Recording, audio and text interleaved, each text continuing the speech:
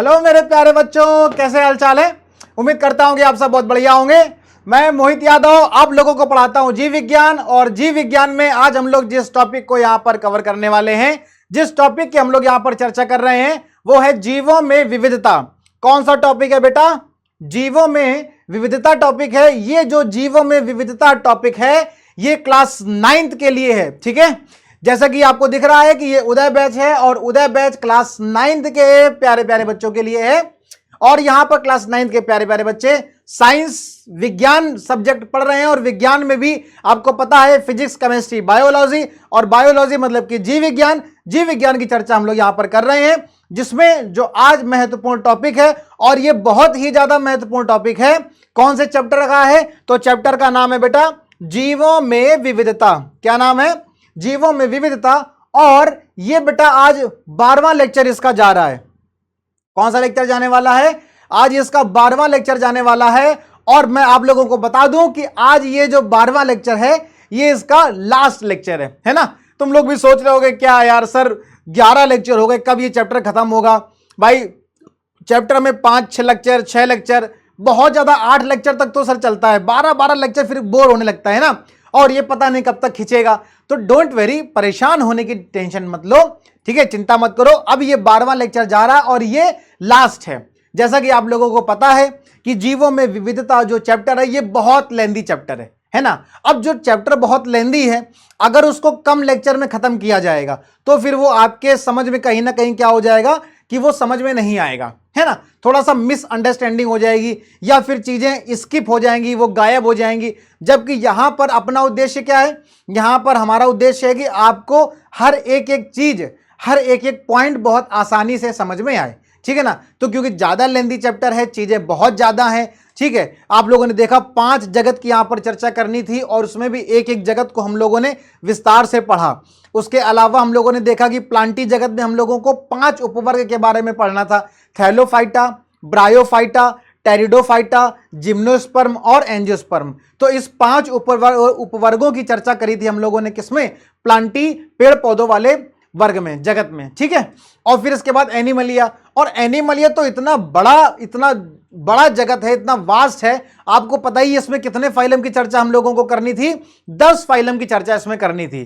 तो समझो मतलब 10 टॉपिक, तो 10 टॉपिक एक पार्ट है सिर्फ एनिमलिया का, है ना। और उसके अलावा कितना, तो चैप्टर बहुत लेंदी था। तो लेंदी चैप्टर को अगर हम लोग छोटे छोटे टुकड़ों में स्किप करके पढ़ेंगे तो चीजें क्या होंगी? ज्यादा क्लियर होंगी, ठीक है ना। तो चलो कोई नहीं, टेंशन लेने की जरूरत नहीं है। आज ये लास्ट लेक्चर है, एकदम चिल होकर के पढ़ते हैं। जितना भी कुछ रह गया है वो इस वाले टॉपिक में, इस वाले लेक्चर में यहां पर क्या हो जाएगा? एकदम क्लियर हो जाएगा। और अगले आने वाले लेक्चर में हम लोग एक नए चैप्टर की जबरदस्त तरीके से शुरुआत करेंगे। तो चलो पूरे उसी जोश के साथ हम लोग चैप्टर की शुरुआत करते हैं, और हम लोग देखते हैं कि आज हम लोगों को यहां पर कौन कौन से टॉपिक कवर करने हैं। तो यहां पर सिर्फ 2 टॉपिक लिखे हुए हैं, एक है वर्टिब्रेटा और एक है नाम पद्धति, है ना। तो वर्टिब्रेटा, आप सोच रहे होगे सर हम लोगों ने पिछली क्लास में तो वर्टिब्रेटा के बारे में पढ़ा था, है ना। तो हम लोगों ने सिर्फ वहां पर क्या पढ़ा था कि वर्टिब्रेटा को 5 उपवर्गों में और विभाजित किया गया है ना। हमने आपको बताया था कि 5 उपवर्ग में वर्टिब्रेटा को विभाजित किया गया था। और इसको हम लोग याद कैसे रखेंगे? इसको हम लोग याद ऐसे रखेंगे, हम लोग एक लेमन लैंग्वेज में यूज करते हैं ना कि यार तुम बहुत परम हो यार, है ना, बहुत बड़े वाले हो तुम, है ना। तो बहुत बड़े वाले, बहुत परम हो, तो बस वही परम यहां पर याद रखना है हम लोगों को। क्या याद रखना है? परम, ठीक है ना। ये परम क्या करेगा? ये परम इस वर्टिब्रेटा को, कशेरुकी को क्या करेगा? वर्गीकृत करेगा, क्लासिफाई करेगा। कैसे करेगा? ये इस तरह से करेगा कि इसको हम लोग कितने भागों में बांट लेंगे? यहां पर 5 भागों में इसको बांट लेंगे। परम को कैसे लिख देंगे?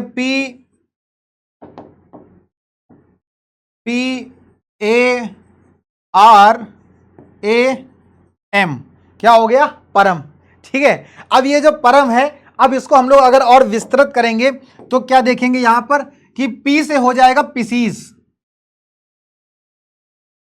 पी से क्या हो जाएगा? पिसीज मतलब मत्स्य वर्ग, ठीक है, मत्स्य जिसमें मछलियां होती है, ठीक। ए से क्या हो जाएगा? ए से हो जाएगा एम्फीबियन,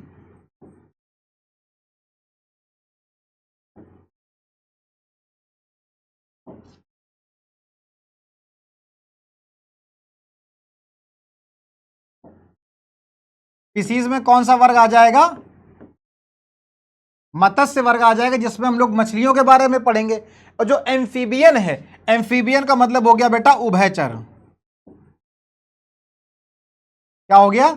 उभयचर। उभयचर कौन से जीव होते हैं? तो उभयचर वो जीव होते हैं जो जलचर भी होते हैं और स्थलचर भी होते हैं, मतलब जो पानी में भी रहते हैं और भूमि में भी रहते हैं। तो ऐसे जीव जो जल और भूमि दोनों में रहेंगे, मतलब जल स्थलचर जो होते हैं, उनको क्या कहते हैं? उनको उभयचर कहते हैं। ठीक है, अब ये उभयचर शब्द एक वहां पर भी आया था पौधों में, अगर आपको याद आ रहा हो, हमने आपको क्वेश्चन भी कराया था कि पौधों का उभयचर किसको कहते हैं। ठीक है ना, पिछले लेक्चर में हमने आपको बताया था, जब हम आपको प्लांटी पढ़ा रहे थे, वहां पर भी हमने आपको बताया था कि ये एक उपवर्ग है जिसको पौधों का उभयचर कहते हैं, क्योंकि उभयचर शब्द कहां से आ रहा है? एनिमलिया से, है ना, जीव जंतु से। और जीव जंतु में वर्टिब्रेटा, और वर्टिब्रेटा में एम्फीबियन, मतलब क्या आता है? उभयचर आता है। और उभयचर ऐसे जंतु होते हैं जो जल में भी रहते हैं और जो पानी में भी रहते हैं। ठीक, तो यहां से उभयचर शब्द आया था।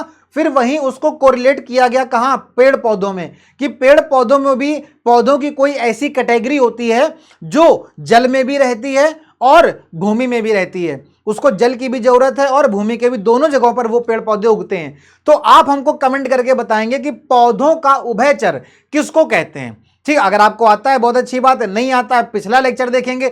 और डिटेल जानना है तो फिर आप प्लांटी में, जब मैंने आपको वो टॉपिक पढ़ाया था, वहां पर आप उसको क्लियर कर लेंगे। तो आप हमको कमेंट करके जरूर बताइएगा क्या, कि पौधों का उभयचर किसको कहते हैं। क्लियर है ना? चलो कमेंट करो और मेरे को बताओ जल्दी से, फटाक से। फिर हम आगे बढ़ते हैं। तो RPAR, आर से क्या होता है बेटा? रेप्टाइल्स। आर से क्या होता है? रेप्टाइल्स होता है, मतलब कि सरीसृप वर्ग हो गया।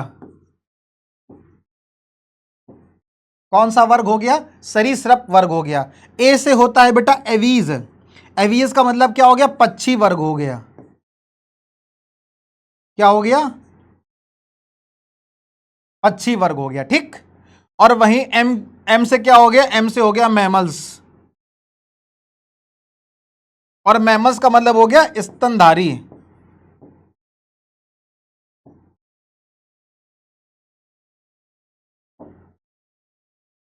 मैमल्स का मतलब क्या हो गया? स्तनधारी हो गया।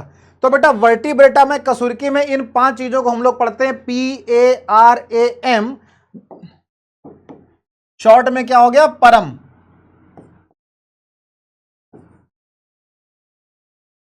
है ना? शॉर्ट में क्या हो गया? परम। ठीक, तो ये जो परम है, पी से हो गया पिसीज, मतलब मत्स्य वर्ग। ए से हो गया एम्फीबियन, मतलब उभयचर। आर से हो गया रेप्टाइल्स, मतलब सरीसृप। ए से एवीज, मतलब पक्षी वर्ग। और एम से मैमल्स, मतलब स्तनधारी वर्ग। तो 5 तरह के यहां पर वर्गों की चर्चा करी जाती है। किसके अंदर है ये बेटा? ये वर्टिब्रेटा के अंदर है। एक झलक इसकी हम लोगों ने पिछले लेक्चर में देखी थी, हमने आपको वहां पर बताया था कि किस किस तरह के जीव जंतु वर्टिब्रेटा में आते हैं। आज हम लोग यहां पर इसको विस्तृत पढ़ेंगे कि मत्स्य वर्ग के क्या क्या लक्षण होते हैं। मान लो अगर आपके एग्जाम में आ गया कि मत्स्य वर्ग और सरीसृप वर्ग की तुलना कीजिए, या मत्स्य और उभयचर वर्ग की तुलना कीजिए, ऐसे कौन से लक्षण हैं जो मत्स्य वर्ग में होते हैं, और ऐसे कौन से लक्षण हैं जो उभयचर को मत्स्य वर्ग से या मछली के वर्ग से अलग करते हैं, ऐसे कौन कौन से लक्षण होते हैं। तो अगर इस तरह से क्वेश्चन बनता है, अगर यहां पर तुलनात्मक अध्ययन किया जाएगा, तो यहां पर हम लोगों को क्या करना पड़ेगा? हम लोगों को यहां पर 2 या 4 पॉइंट, मतलब मिनिमम 4 पॉइंट हम लोगों को सारे ही वर्गों में आने चाहिए, है ना? और बहुत ही आसान है, आपको पता है, आप आसानी से लिख सकते हैं। अगर एक बार आप सिर्फ खाली लेक्चर को सुन लेंगे तो कुछ ऐसे पॉइंट होंगे जो नहीं क्लियर होंगे, तो वो भी यहां पर क्या हो जाएंगे? क्लियर हो जाएंगे। ऐसे तो आप हर एक दो में जो है, हर एक किसी वर्गों में 1-2 पॉइंट तो आप आसानी से लिख ही सकते हो, है कि नहीं? मत्स्य वर्ग में फिर ये जो जीव जंतु होते हैं, ये कहां पाए जाते हैं? जल में पाए जाते हैं। फिर वो स्वच्छ जल भी हो सकता है, फिर वो जो है समुद्री जल भी हो सकता है। तो ऐसे करके 1-2 पॉइंट तो आप यूं ही लिख दोगे, है ना? उदाहरण भी लिख दोगे। लेकिन फिर वही बात कि जब हम लोग इसको थोड़ा सा अच्छे से एक बार सुन लेंगे, पूरे सारे टॉपिक को एक बार, तो हम लोग कम से कम वहां पे 3 से 4 पॉइंट लिख सकते हैं। और 4 पॉइंट लिखना मैक्सिमम है, ठीक है ना, इससे ज्यादा लिखने की जरूरत नहीं है, क्योंकि इससे ज्यादा नहीं। अगर ज्यादा नंबर में पूछेगा तो फिर ऐसे पूछ लेगा कि टिप्पणी करिए, शॉर्ट नोट्स बताइए सरीसृप के बारे में, स्तनधारी के बारे में, मत्स्य के बारे में शॉर्ट नोट लिखिए। तो शॉर्ट नोट अगर मान लो ऐसे करके 5 क्वेश्चन 5 नंबर का होगा तो सारे ही 1-1 नंबर के होंगे। अगर अंतर पूछेगा कि उभयचर और पक्षी वर्ग में अंतर लिखिए तो ये क्वेश्चन 2 या 3 नंबर का होगा। तो अगर 3 नंबर का है तो 1.5 नंबर का उभयचर और 1.5 नंबर का पक्षी वर्ग, 2 नंबर का है तो दोनों 1-1 नंबर के हो गए। तो 1 नंबर में 1.5 नंबर में कितना ही लिखना है ना, तो बहुत ज्यादा तो 4 पॉइंट, इससे ज्यादा लिखने की जरूरत नहीं है। ठीक है ना, तो चलो हम लोग शुरुआत करते हैं और ये वाले जो भी टॉपिक हैं इसको हम लोग यहां पर क्या करेंगे, आज कवर करेंगे। और इसके बाद जो लास्ट टॉपिक आएगा वो आएगा बेटा नाम पद्धति। हम लोग यहां पर ये जानेंगे कि नाम पद्धति क्या होती है। ठीक है ना, क्या है ये नाम पद्धति। नाम पद्धति का मतलब होता है नामकरण देने की प्रक्रिया। जैसे आपको जो है नाम दिया गया है, आपके नाम है, कुछ घर के नाम है, कुछ स्कूल में अलग नाम है, घर में मम्मी आपको अलग नाम से बुलाती है, आपके दोस्त आपको किसी और नाम से बुलाते हैं, लेकिन एक वो नाम है जो स्कूल में लिखा हुआ है, जो जिस नाम से आपको टीचर बुलाते हैं। हालांकि टीचर भी कभी कभी आपको प्यार से किसी और नाम से भी प्यार से बुला लेते हैं ना।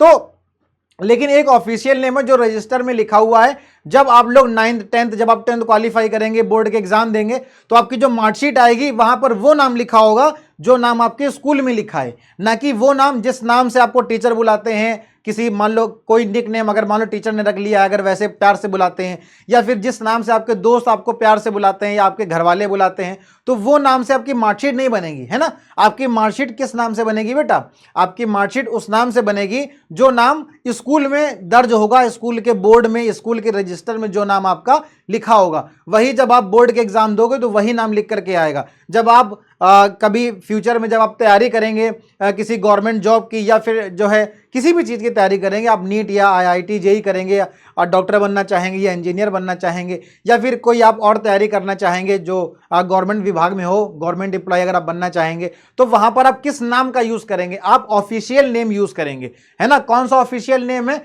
वो ऑफिशियल नेम जो आपके स्कूल के रजिस्टर में दर्ज है या आपकी जो बोर्ड की मार्कशीट में है, ना कि वो नाम आप लिखेंगे जिस नाम से आपको घर के लोग बुलाते हैं, जिस नाम से आपको आपके दोस्त बुलाते हैं, वो नाम नहीं लिखा जाएगा, ऑफिशियल नेम लिखते हैं। तो वही यहां पर ऑफिशियल नाम की चर्चा करी जाएगी कि ये जो नाम पद्धति है ना, ये जो नाम देने की जो प्रक्रिया है, कि इसी नाम से पूरे संसार में कोई भी जीव हो या कोई भी पेड़ पौधे हो, मैंने इसकी चर्चा वो सबसे पहले लेक्चर में भी करी थी, कि किसी भी जीव या किसी भी पेड़ पौधे को जो साइंटिफिक नेम होता है, जो वैज्ञानिक नाम होता है, वो जो नाम देने की प्रक्रिया है वो किसके अंतर्गत आती है, नाम पद्धति के अंतर्गत आती है। इसी को द्विनाम पद्धति कहते हैं, बाइनोमियल नोमेनक्लेचर। द्विनाम मतलब दो नाम। अभी हम लोग आगे चल करके इसके बारे में भी बहुत अच्छे से समझेंगे, क्या ये प्रक्रिया है, किस तरीके से ये प्रक्रिया होती है, क्यों 2 नाम दिए गए, या क्या रीजन था, क्या कारण था कि इसको वैज्ञानिक नाम दिया गया, है ना। जैसे कि पेड़ पौधों को नाम दिया जाता है तो उसको वनस्पतिक नाम कहते हैं,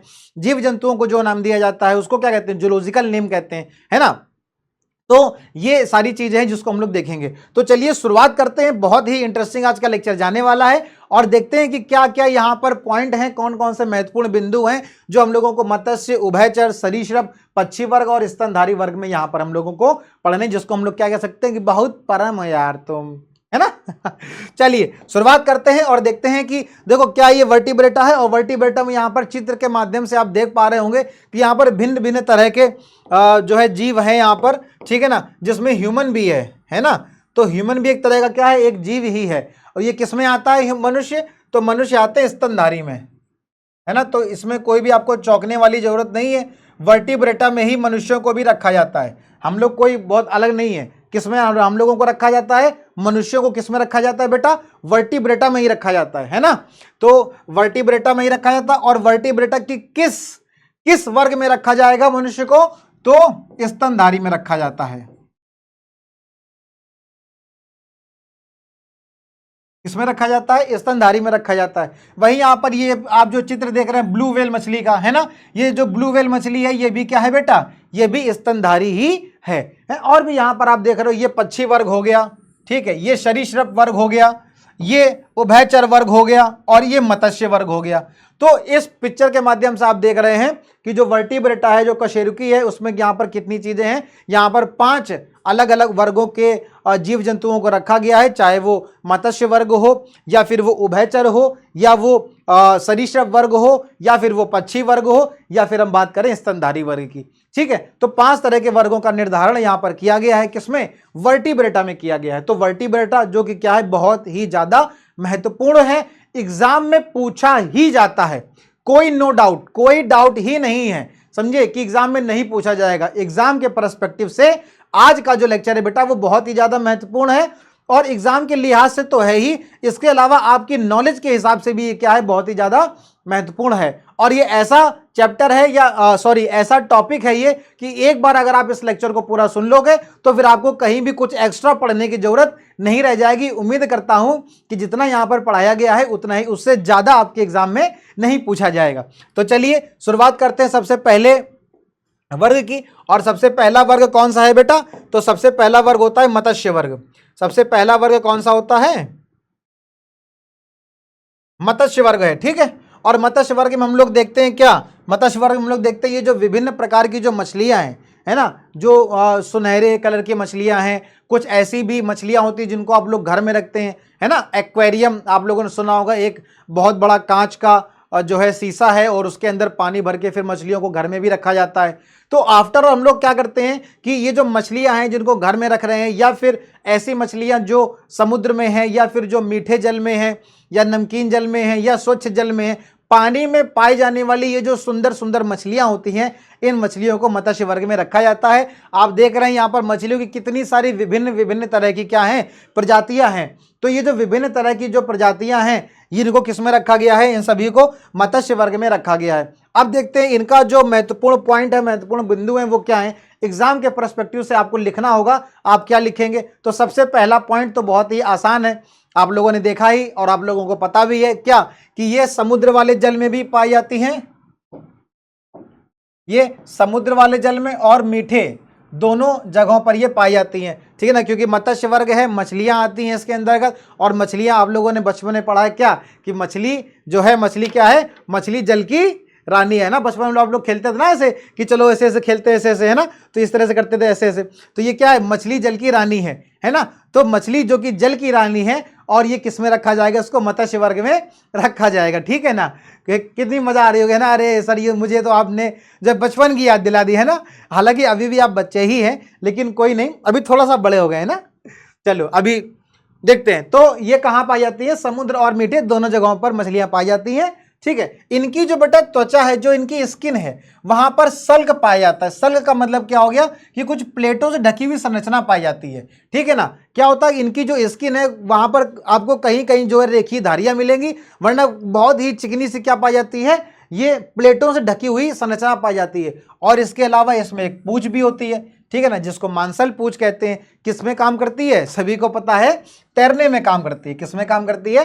तैरने में काम करती है, ठीक है। अगला पॉइंट क्या है? देखो दोनों ही पॉइंट कितने आसान है ना, तो बहुत ही आसान है, कठिन कुछ भी नहीं है। एक बार आप देख लोगे तो आपको जो 1-2 पॉइंट आते होंगे वो आपके किसमें 3-4 पॉइंट में, 5 पॉइंट में कन्वर्ट हो जाएंगे और आपके एग्जाम में पूरे मार्क्स आने की उम्मीद रखते हैं, ठीक। इनका शरीर कैसा होता है बेटा? धारा रेखी होता है, क्योंकि आप लोगों ने देखा है जो मछलियों का शरीर है उसमें क्या पाई जाती हैं, उसमें रेखाएं पाई जाती हैं। देखो आप ये जो शरीर देख रहे हो, किसी भी मछली को आप देख लो तो इनके शरीर पर क्या पाई जाती है, इनके शरीर पर कुछ ऐसे लंबी लंबी सी क्या पाई जाती हैं, रेखाएं पाई जाती हैं, ठीक है ना। तो इनका शरीर धारा रेखी होता है। और सबसे महत्वपूर्ण बात बेटा, ये अंडे देती हैं। क्या करती हैं? जो मछलियां हैं वो अंडे देती हैं। क्या देती हैं? अंडे देती हैं, ठीक है ना। अंडे देती है और अंडों से क्या निकलते हैं, फिर इनके बच्चे निकलते हैं। और ये अंडे संख्या में बेटा बहुत ज्यादा होते हैं, ठीक है। इसके अलावा ये श्वसन करती हैं। अब श्वसन क्या है? श्वसन एक प्रक्रिया है जिसमें क्या किया जाता है। अब यहां पर 2 तरह की प्रक्रिया, एक श्वसन होती है, एक होता है श्वासोच्छ्वास। आप आगे चल करके वहां डिफरेंशिएट करेंगे। हालांकि जो सांस लेने की प्रक्रिया है, ठीक है ना, वातावरण से ऑक्सीजन को लेना और हमारे शरीर में उपस्थित कार्बन डाइऑक्साइड को बाहर छोड़ना, उसको श्वासोच्छ्वास कहते हैं, मतलब रेस्पिरेशन कहते हैं। क्या कहते हैं?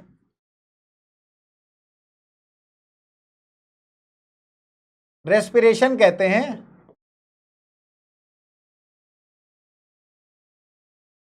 श्वासोच्छ्वास कहते हैं। तो श्वासोच्छ्वास क्या है, रेस्पिरेशन क्या है? सांस लेना और सांस छोड़ना, ठीक है ना। जबकि श्वसन क्या है? ऑक्सीजन की उपस्थिति में ग्लूकोज का या कार्बोहाइड्रेट का टूटना और उससे एनर्जी निकलना। तो वहां पर जब आप आगे चल करके पढ़ेंगे तो श्वसन और श्वासोच्छ्वास या और सॉरी ये रेस्पिरेशन नहीं है, ये ब्रीथिंग है। श्वासोच्छ्वास को क्या कहते हैं? ब्रीथिंग कहते हैं। ठीक है, ये क्या है? ये ब्रीथिंग है।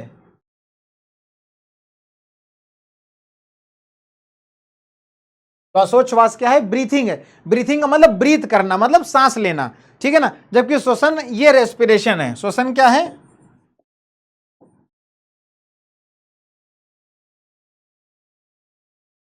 ये रेस्पिरेशन है, ठीक है। श्वसन को अंग्रेजी में रेस्पिरेशन कहते हैं और श्वासोच्छ्वास मतलब कि ब्रीथिंग मतलब सांस लेना, ठीक है।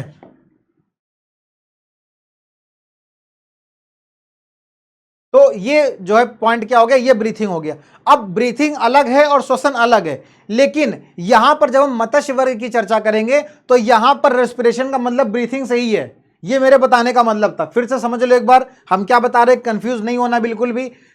सांस लेना, वातावरण में जो ऑक्सीजन होती है उस ऑक्सीजन को अंदर लेना, फेफड़ों में लेते हैं, ठीक। और हमारे शरीर में जो कार्बन डाइऑक्साइड है उसको वातावरण में बाहर निकालना। ये जो सांस लेना और सांस छोड़ना, ये जो प्रक्रिया है इसको क्या कहते हैं? इसको ब्रीथिंग कहते हैं, मतलब श्वासोच्छ्वास कहते हैं, ठीक।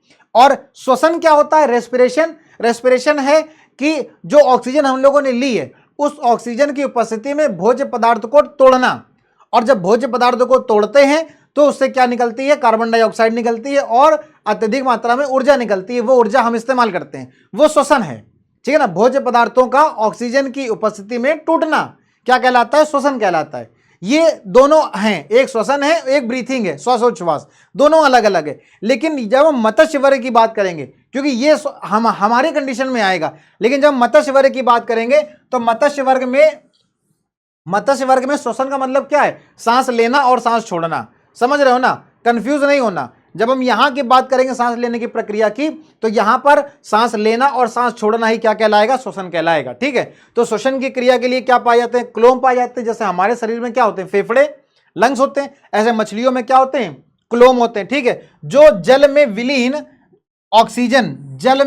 ऑक्सीजन का उपयोग करते हैं। जल में पाई जाने वाली ऑक्सीजन जो जल में घुलनशील होती है, क्या होती है? ऑक्सीजन जल में घुलनशील होती है, उस ऑक्सीजन का क्या करते हैं? उपयोग करते हैं, उसको लेते हैं, ठीक है। नेक्स्ट पॉइंट क्या कह रहा है? असमतापी होते हैं और इनका हृदय बहुत ही ज्यादा महत्वपूर्ण है। ये पॉइंट कौन सा? कि जो इनका हृदय है वो कैसा होता है? द्विकक्षीय होता है। जो इनका हृदय है वो कैसा होता है? द्विकक्षीय होता है। अब ये दो कक्षीय क्या है? ये द्विकक्षीय का मतलब है कि जो इनमें हृदय होगा, किसमें? मछलियों में, मत्स्य वर्ग में जो हृदय है वो क्या? दो कक्ष होते हैं। दो कक्ष क्या हो जाएंगे? एक हो जाएगा अलिंद, ये पॉइंट यहां पर बहुत ज्यादा महत्वपूर्ण है, ठीक है। और दूसरा हो जाएगा निलय।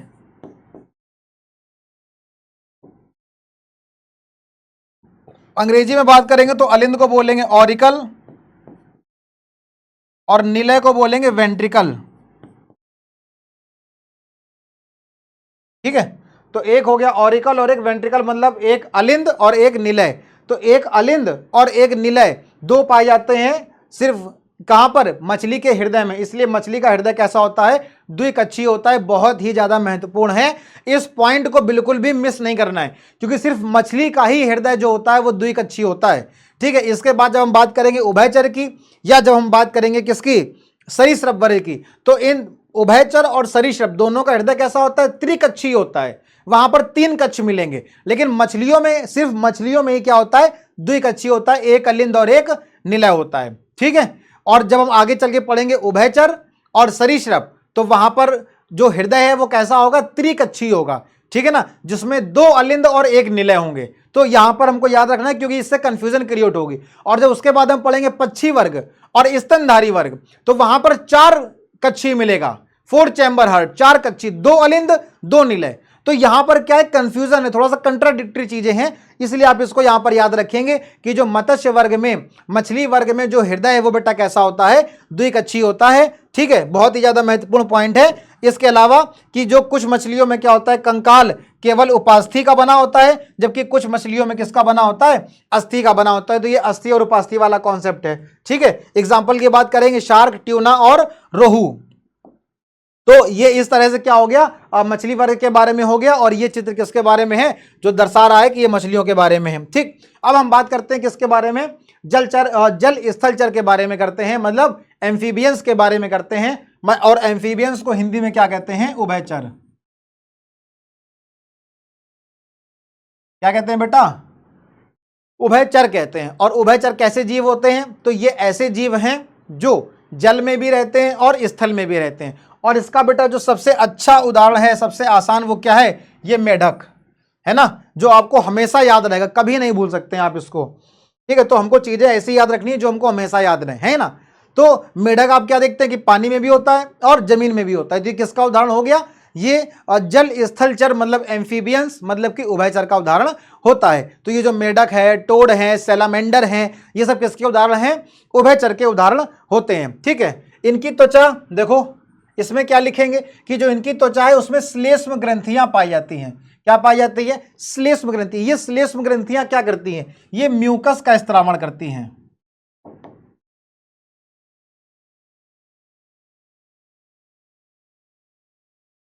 क्या करती हैं, म्यूकस को रिलीज करती है, म्यूकस का स्त्रावण करती हैं, जिससे जो इनकी ऊपरी सरफेस है, जो ऊपरी त्वचा है, वो क्या बनी रहे, चिकनी बनी रहे। ठीक है, तो इनकी त्वचा पर श्लेष्म ग्रंथियां होती हैं। श्लेष्म ग्रंथियां क्या करती हैं, म्यूकस स्त्रावण करती हैं। क्या करती हैं, म्यूकस स्त्रावण करती हैं। ठीक है, चलो, तो एक पॉइंट ये हो गया। अगला पॉइंट आप क्या लिखेंगे कि इनका हृदय कैसा है, त्रिकक्षीय है। इनका हृदय कैसा है, त्रिकक्षीय। हमने आपको बताया था कि त्रिकक्षीय का मतलब क्या है, तो त्रिकक्षीय का मतलब ये है कि यहां पर क्या होगा, अलिंद होगा और निलय। अब नाम आपको सिर्फ यही याद रखना है, अलिंद और निलय। लेकिन अलिंद की संख्या कितनी होगी, अलिंद की संख्या यहां पर हो जाएगी 2 और निलय की संख्या हो जाएगी 1। तो एक निलय होगा, एक निलय होगा और 2 अलिंद होंगे। तो इसका मतलब क्या होगा, त्रिकक्षीय, मतलब 2 + 1 बराबर कितना, 3। तो इनका हृदय कैसा हो गया, त्रिकक्षीय हो गया। इसके आगे जब पढ़ेंगे हम लोग क्या, इसके आगे पढ़ेंगे सरीसृप वर्ग, तो सरीसृप वर्ग भी कैसा होगा, त्रिकक्षीय होगा, मतलब 2 अलिंद होंगे और 1 निलय होगा। क्लियर है ना। और इसके पहले हम लोगों ने क्या पढ़ा, मछली वर्ग पढ़ा, मत्स्य वर्ग। और मत्स्य वर्ग में हमने क्या देखा कि इनका हृदय कैसा था, तो इनका हृदय बेटा द्विकक्षीय था। द्विकक्षीय का मतलब क्या है, द्विकक्षीय का मतलब है कि 1 अलिंद और 1 निलय। क्लियर है ना। चलो, लेकिन तुम लोगों को कंफ्यूजन तो नहीं होगी ना, यहां पर हमने 1 और 2 करके लिखा है, जिसको हम ऐसे ना करके, रुक जाओ, इसको हम जो है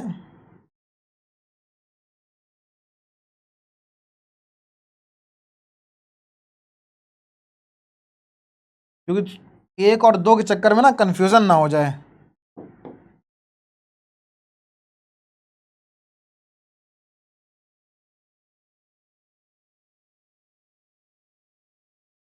एक अलिंद और 1 निलय ऐसे लिख देते हैं ना,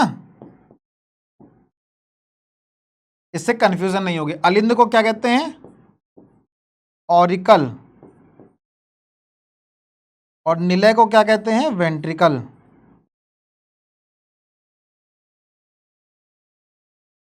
एक और 2 करके लिख देते तो तुम सोचते कि अच्छा 1 अलिंद और 2 निलय, तो कंफ्यूजन ना हो जाए, इसलिए 1 अलिंद और 1 निलय, दोनों की संख्या क्या है, 1।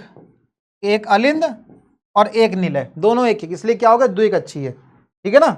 और यहां पर जो हृदय है वो कैसा है, त्रिकक्षीय। त्रिकक्षीय का मतलब क्या है, 2 अलिंद हैं और 1 निलय है, 2 और 1 कितना हो गया, 3। क्लियर है। चलो, अगले पॉइंट की बात करेंगे तो इसमें जो बाह्य कंकाल है वो नहीं होता है और वृक्क पाए जाते हैं। क्या पाए जाते हैं, वृक्क पाए जाते हैं। वृक्क को क्या कहते हैं, किडनी कहते हैं अंग्रेजी में।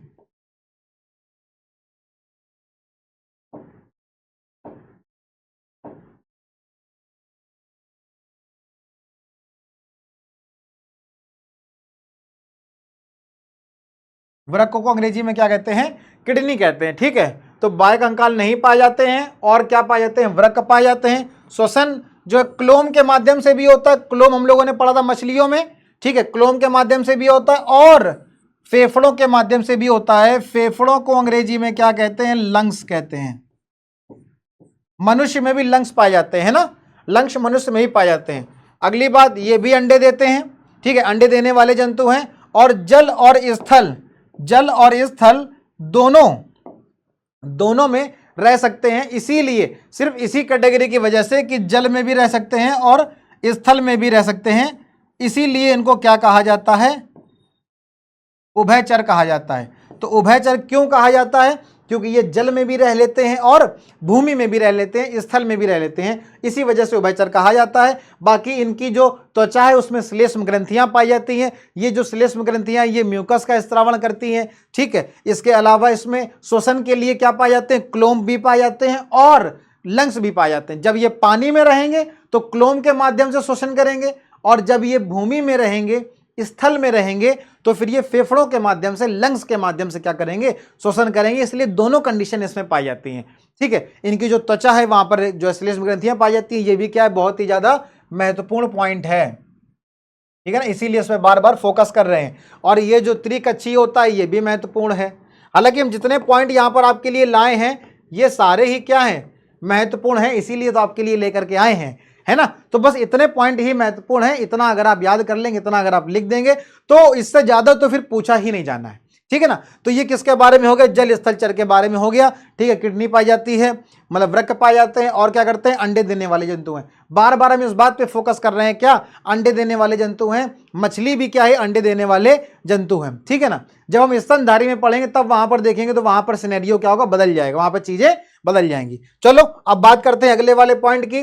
स्थलचर हो गया, इसके बाद क्या आएगा बताओ जल्दी से, क्या आएगा, सरीसृप आएगा। बहुत बढ़िया, चलो अब आगे बढ़ते हैं। देखो ये क्या है, सरीसृप वर्ग है। और सरीसृप वर्ग क्या है, तो आपको पता है कि कुछ, अब आप सोच रहे होगे सर कुछ सांप तो या सरीसृप वर्ग में आने वाले जंतु तो पानी में भी रहते हैं, लेकिन पानी में बहुत कम रहते हैं। अधिकांशतः कहाँ रहते हैं, अधिकांशतः भूमि में रहते हैं। आपको पता है कि जो सांप हैं वो जमीन में, भूमि में बिल बना करके रहते हैं, है ना। आप सोच रहे हो सर पानी वाले सांप भी तो होते हैं, सांप अक्सर पानी में ही पाए जाते हैं। तो ये इनकी खास बात है कि ये पानी में रह सकते हैं, लेकिन ये रहते कहां पर है, तो भूमि में। भाई बिल बना के कहां रहते, घर इनका कहां पर है, जमीन में। अब ये नहाने धोने के लिए पानी में चले गए तो क्या करोगे, रोक लोगे, पकड़ लोगे, है ना। अब तो इनका घर कहां पर है, वो जमीन में है। अधिकांशतः कहां रहते हैं, ये जमीन पे रहते हैं, लेकिन ये पानी में जा सकते हैं। ये इनके पास एक विशेष लक्षण पाया जाता है। जैसे उभयचर में मेढक रहते कहां है, पानी में, लेकिन पानी से आ जाते हैं कहां, भूमि में। इसी तरीके से ये जो सरीसृप है रहते कहां है, भूमि में, लेकिन भूमि से चले कहां जाते हैं, पानी में। वो एक बात की बात, ठीक है। चलो अगर पॉइंट की चर्चा करेंगे बेटा, असमतापी जंतु हैं, क्या है, असमतापी है। असमतापी का मतलब क्या है, इसका मतलब है cold blooded, cold blooded animal.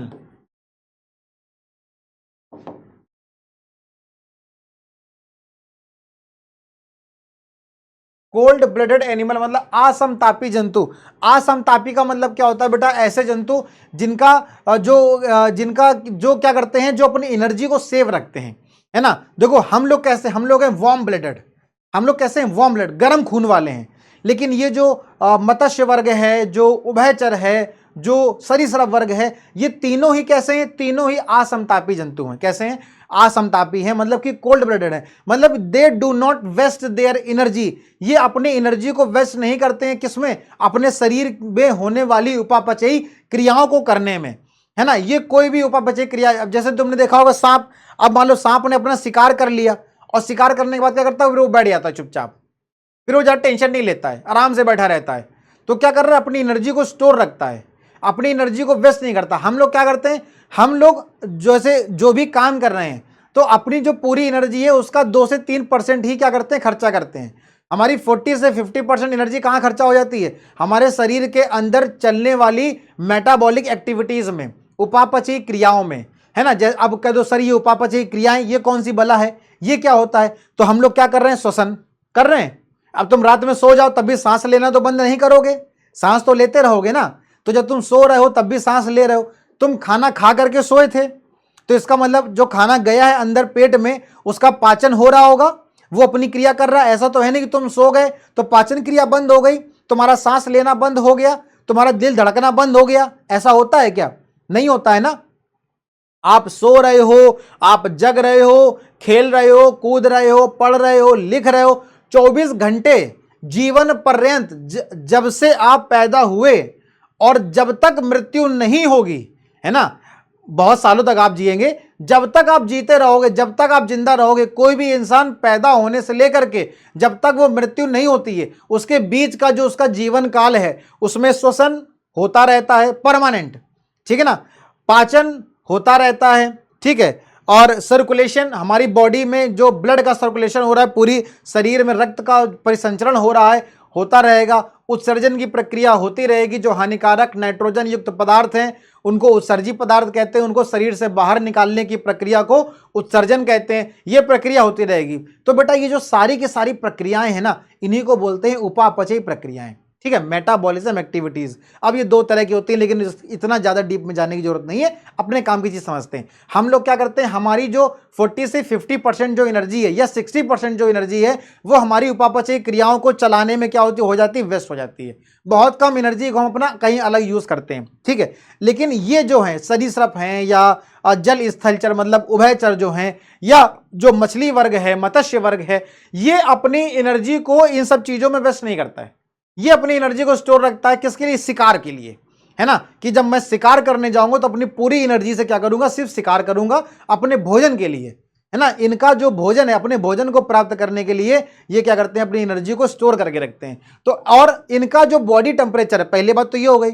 दूसरा, इनका जो बॉडी टेम्परेचर है वो बॉडी टेम्परेचर एनवायरमेंट के, वातावरण के बॉडी टेम्परेचर से कोरिलेट नहीं करता है ना, मतलब अपने टेम्परेचर को वातावरण के टेम्परेचर से ये बराबर नहीं रख पाते हैं। हम लोग क्या करते हैं, अगर बहुत गर्मी है तब भी हम लोगों को कोई बहुत ज़्यादा दिक्कत नहीं होती है, अगर थोड़ी बहुत ठंड भी आ जाती है तब भी हमारी बॉडी अपने आप को एडजस्ट कर लेती है। हमारी बॉडी क्या कर रही है, हमारी बॉडी अपने आप को वातावरण के टेम्परेचर के हिसाब से, वातावरण के तापमान के हिसाब से क्या करती है, एडजस्ट कर लेती है। लेकिन जो इनकी बॉडी है, तो चाहे वो फिर सरीसृप हो या उभयचर हो या मत्स्य वर्ग हो, इनकी बॉडी का जो टेम्परेचर है, जो तापमान है, वो अपने आप को वातावरण के तापमान से एडजस्ट नहीं करता है ना, वो कहता है हम एडजस्ट नहीं करेंगे, ठीक है ना।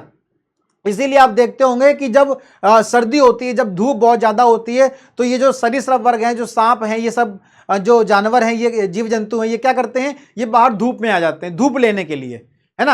हालांकि जब हम लोगों को बहुत ज़्यादा ठंड लगती है, धूप में हम लोग भी बैठते हैं, लेकिन थोड़ा बहुत एडजस्टमेंट हम लोग कर लेते हैं। जब बहुत ज़्यादा ठंडी होती तब हम लोगों को डायरेक्ट धूप की जरूरत होती है, यार धूप निकल जाए, बहुत ठंड लग रही है ना, बाकी हम लोग काम चला लेते हैं। लेकिन जो ये असमतापी जंतु हैं, कोल्ड ब्लडेड एनिमल्स हैं, ये ऐसा नहीं करते हैं। इनका जो बॉडी का टेम्परेचर है वो वातावरण के टेम्परेचर के हिसाब से अपने आप को एडजस्ट नहीं करता है, ठीक है। तो ऐसे तरह के जो जंतु होते हैं उनको क्या बोलते हैं, असमतापी कोल्ड ब्लडेड एनिमल्स। क्लियर है ना, इतना पॉइंट क्लियर है ना बच्चों।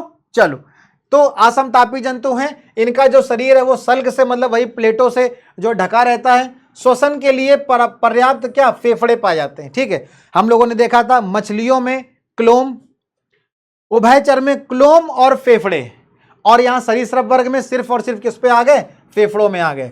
जो हृदय है वो कैसा होता है, त्रिकक्षी होता है। अब त्रिकक्षी का मतलब हमने आपको बताया था क्या, त्रिकक्षी का मतलब कि दो अलिंद होंगे। त्रिकक्षी का मतलब क्या है, दो अलिंद होंगे और एक निलय।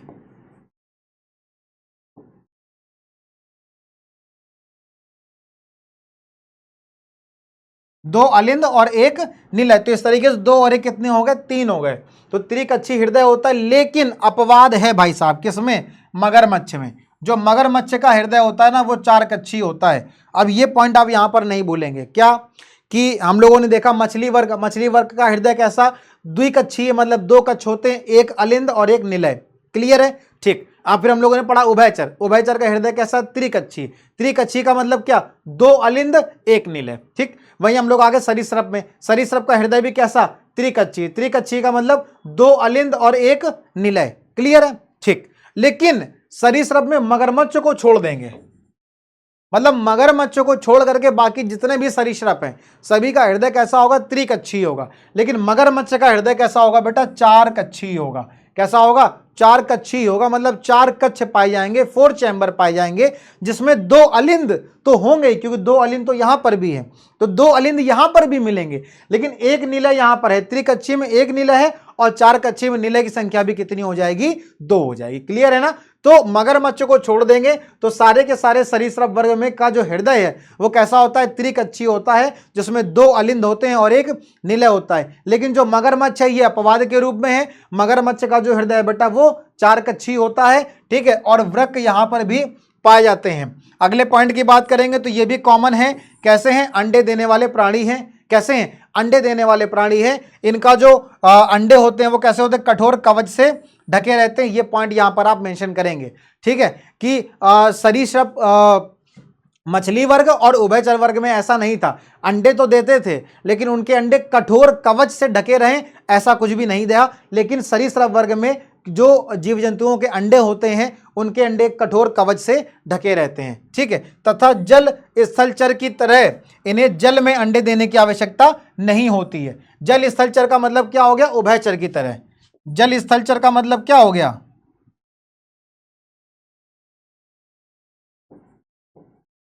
जो उभयचर जो जीव जंतु थे वो कहाँ रहते हैं, हमने क्या बताया था आपको कि वो सामान्यतया या अधिकांशतः वो पानी में रहते हैं लेकिन कभी कभी भूमि में आ जाते हैं। लेकिन ये जो सरीसृप वर्ग है इनका जो मेन जो घर है अधिकांशतः ये कहाँ रहते हैं, ये जमीन में ही रहते हैं, इनका घर भूमि में ही होता है। और अंडे भी ये कहाँ देते हैं, भूमि में ही देते हैं, क्योंकि इनका मेन निवास कहाँ है, भूमि में है, ठीक है ना। जल में चले जाते हैं वो एक अलग बात है, जैसे जो उभयचर हैं वो जमीन में आ जाते हैं, भूमि में आ जाते हैं, वो एक अलग बात है। लेकिन इस उभयचर वाले ये अपने अंडे को देने के लिए कहाँ जाएंगे, जल में, क्योंकि इनका निवास स्थान कहाँ है, घर कहाँ है, जल में। तो उभयचर के जो जीव जंतु आते हैं, जो उभयचर के अंतर्गत आते हैं जीव जंतु, वो उनका घर जल में है, तो उनकी सारी क्रियाएं कहाँ होंगी, जल में ही होंगी। चाहे वो निषेचन हो या वो अंडे देने की प्रक्रिया हो, कुछ भी हो, कहाँ होगा, सबका सब जल में। लेकिन सरीसृप वर्ग ये इनका जो मेन निवास है वो कहाँ है, भूमि में है, तो ये निवास भी भूमि में करेंगे और अंडे भी देने के लिए इनको जल में जाने की जरूरत नहीं है। कहाँ देंगे, भूमि में ही अंडों को देंगे, ठीक। तो वही पॉइंट लिखा है कि जल स्थलचर की तरह उभयचर की तरह इन्हें जल में अंडे देने की आवश्यकता नहीं है। कहाँ अंडे देंगे, भूमि में देंगे, ठीक। उदाहरण की बात कर लेते हैं तो कछुआ है, सांप है, छिपकली है, मगरमच्छ है। और मगरमच्छ तो बहुत ज्यादा आपको याद रखने की जरूरत है, क्यों, क्योंकि मगरमच्छ का हृदय कैसा होता है, 4 कक्षीय होता है। बाकी सभी सरीसृप का हृदय कैसा होता है, त्रिकक्षीय होता है, ठीक है। तो ये आप यहां पर देख पा रहे हैं कि चाहे कछुआ है या सांप है या मगरमच्छ है, घड़ियाल है, ठीक है, ये जितने भी तरह के जीव जंतु हैं ये सब के सब किस में आते हैं बेटा, ये सब के सब आते हैं सरीसृप वर्ग में आते हैं, ठीक है। अब इसके बाद हम लोग चर्चा करेंगे किसकी, पक्षी वर्ग की चर्चा करेंगे। अब हम लोग यहां पर किसकी चर्चा करेंगे, पक्षी वर्ग की चर्चा करेंगे। और पक्षी वर्ग में देखेंगे ये जो विभिन्न तरह की आपको यहां पर पक्षियां दिखाई दे रही हैं, ये सब के सब कहां आते हैं, पक्षी वर्ग में आते हैं, ठीक है। और इसकी मेन बात क्या है बेटा, सबसे महत्वपूर्ण पॉइंट क्या है, ये समतापी है। कैसे हैं, समतापी। अभी तक जो हम लोग 3 पढ़ रहे थे, ठीक है, देखो यहां पर कंट्राडिक्टरी है, मतलब कंट्राडिक्टरी का मतलब क्या, हम लोगों को अंतर करके पढ़ना है, एग्जाम में अंतर करके ही पूछेगा, ठीक है ना। सरीसृप और उभयचर की तुलना कीजिए, मत्स्य और उभयचर की तुलना कीजिए, सरीसृप और पक्षी वर्ग की तुलना कीजिए। तो तुलनात्मक अध्ययन करना है यहां पर हमको, जैसा कि हम आपको पढ़ा भी रहे हैं कि तुलनात्मक तरीके से पढ़ा रहे हैं, है ना। मत्स्य वर्ग मतलब मछली वर्ग, उभयचर और सरीसृप, इन सभी वर्गों का हृदय कैसा था, त्रिकक्षीय। सॉरी, ये मत्स्य वर्ग का हृदय कैसा है, द्विकक्षीय। लेकिन उभयचर और सरीसृप का कैसा है, त्रिकक्षीय। पक्षी वर्ग का 4 कक्षीय, अभी आगे चर्चा करेंगे यहां पर, ठीक है ना। वहीं मत्स्य वर्ग, उभयचर और सरीसृप कैसे, असमतापी हैं। अभी इसके पहले हमने आपको बताया असमतापी, कोल्ड ब्लडेड एनिमल्स। लेकिन पक्षी वर्ग कैसा है, समतापी है, वार्म ब्लड, हमारी तरीके है। कैसा है, वार्म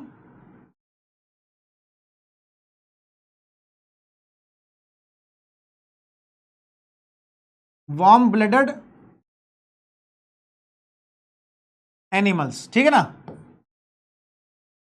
समतापी प्राणी है, ठीक है। इनके 2 जोड़ी पैर होते हैं, ठीक, 2 जोड़ी पैर होते हैं। आगे वाले जो 2 पैर हैं वो उड़ने के लिए पंखों में परिवर्तित हो जाते हैं। तो 2 जोड़ी पैर का मतलब कितने पैर हो गए, 4। 2 जोड़ी पैर का मतलब क्या हो गया बेटा, 4 पैर हो गए, ठीक है ना। 2 जोड़ी पैर मतलब 4 पैर, तो 4 का मतलब 2 आगे और 2 पीछे। तो जो आगे वाले जो 2 पैर हैं वो उड़ने के लिए किसमें बदल जाते हैं, पंखों में कन्वर्ट हो जाते हैं। जो शरीर है इनका वो परों से ढका होता है, मतलब पंखों से इनका शरीर ढका होता है, ठीक है ना। आ गया महत्वपूर्ण पॉइंट, हृदय कैसा होता है, 4 कक्षीय होता है। इसको यहां पर ऐसे हाईलाइट कर देते हैं। हृदय कैसा होता है बेटा? चार कक्षी हृदय होता है। अब चार कक्षी का मतलब क्या हो गया?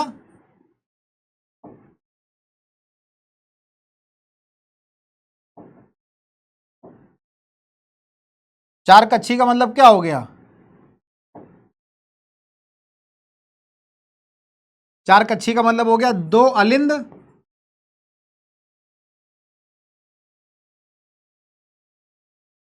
और दो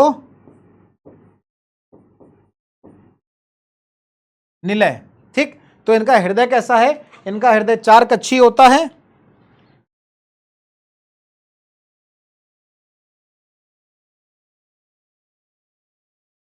ठीक है। इनका हृदय कैसा होता है बेटा? चार कक्षी इनका हृदय होता है, जिसमें दो अलिंद होते हैं और दो निलय होते हैं। और यही हम लोग बात करेंगे जब स्तनधारी की पढ़ेंगे, तो स्तनधारी का हृदय भी कैसा होगा बेटा? उनका हृदय भी चार कक्षी होगा, मतलब कि दो अलिंद और दो निलय। सरीसृप हम लोगों ने पढ़ा था इसके पहले, याद आ रहा है? अभी इसके पहले पढ़ा था। तो सरीसृप में हृदय कैसा था? उनका जो हृदय था वो त्रिकक्षी हृदय था। कैसा था? त्रिकक्षी हृदय था। और लेकिन त्रिकक्षी में क्या? अच्छा, त्रिकक्षी में क्या? दो अलिंद और एक निलय।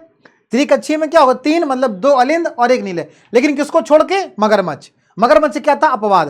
तो मगरमच्छ को छोड़ करके, ठीक, क्योंकि मगरमच्छ में कितना था? चार कच्छी है, और यहां पर कितना आ गया? चार कच्छी। क्लियर है ना पॉइंट? चलो, तो इनका हृदय कैसा होता है? चार कच्छी होता है, जिसमें दो अलिंद और दो निलय होते हैं। श्वसन फेफड़ों के द्वारा ही होता है, बहुत पहले से ही आ रहा है। तो श्वसन कैसा होता है? फेफड़ों के द्वारा होता है। और इस वर्ग में सभी पक्षियों को रखा गया है, तो क्योंकि पक्षी वर्ग है तो किसको रखा जाएगा? पक्षियों को ही रखा जाएगा। बहुत आसान है, बहुत छोटा सा टॉपिक है।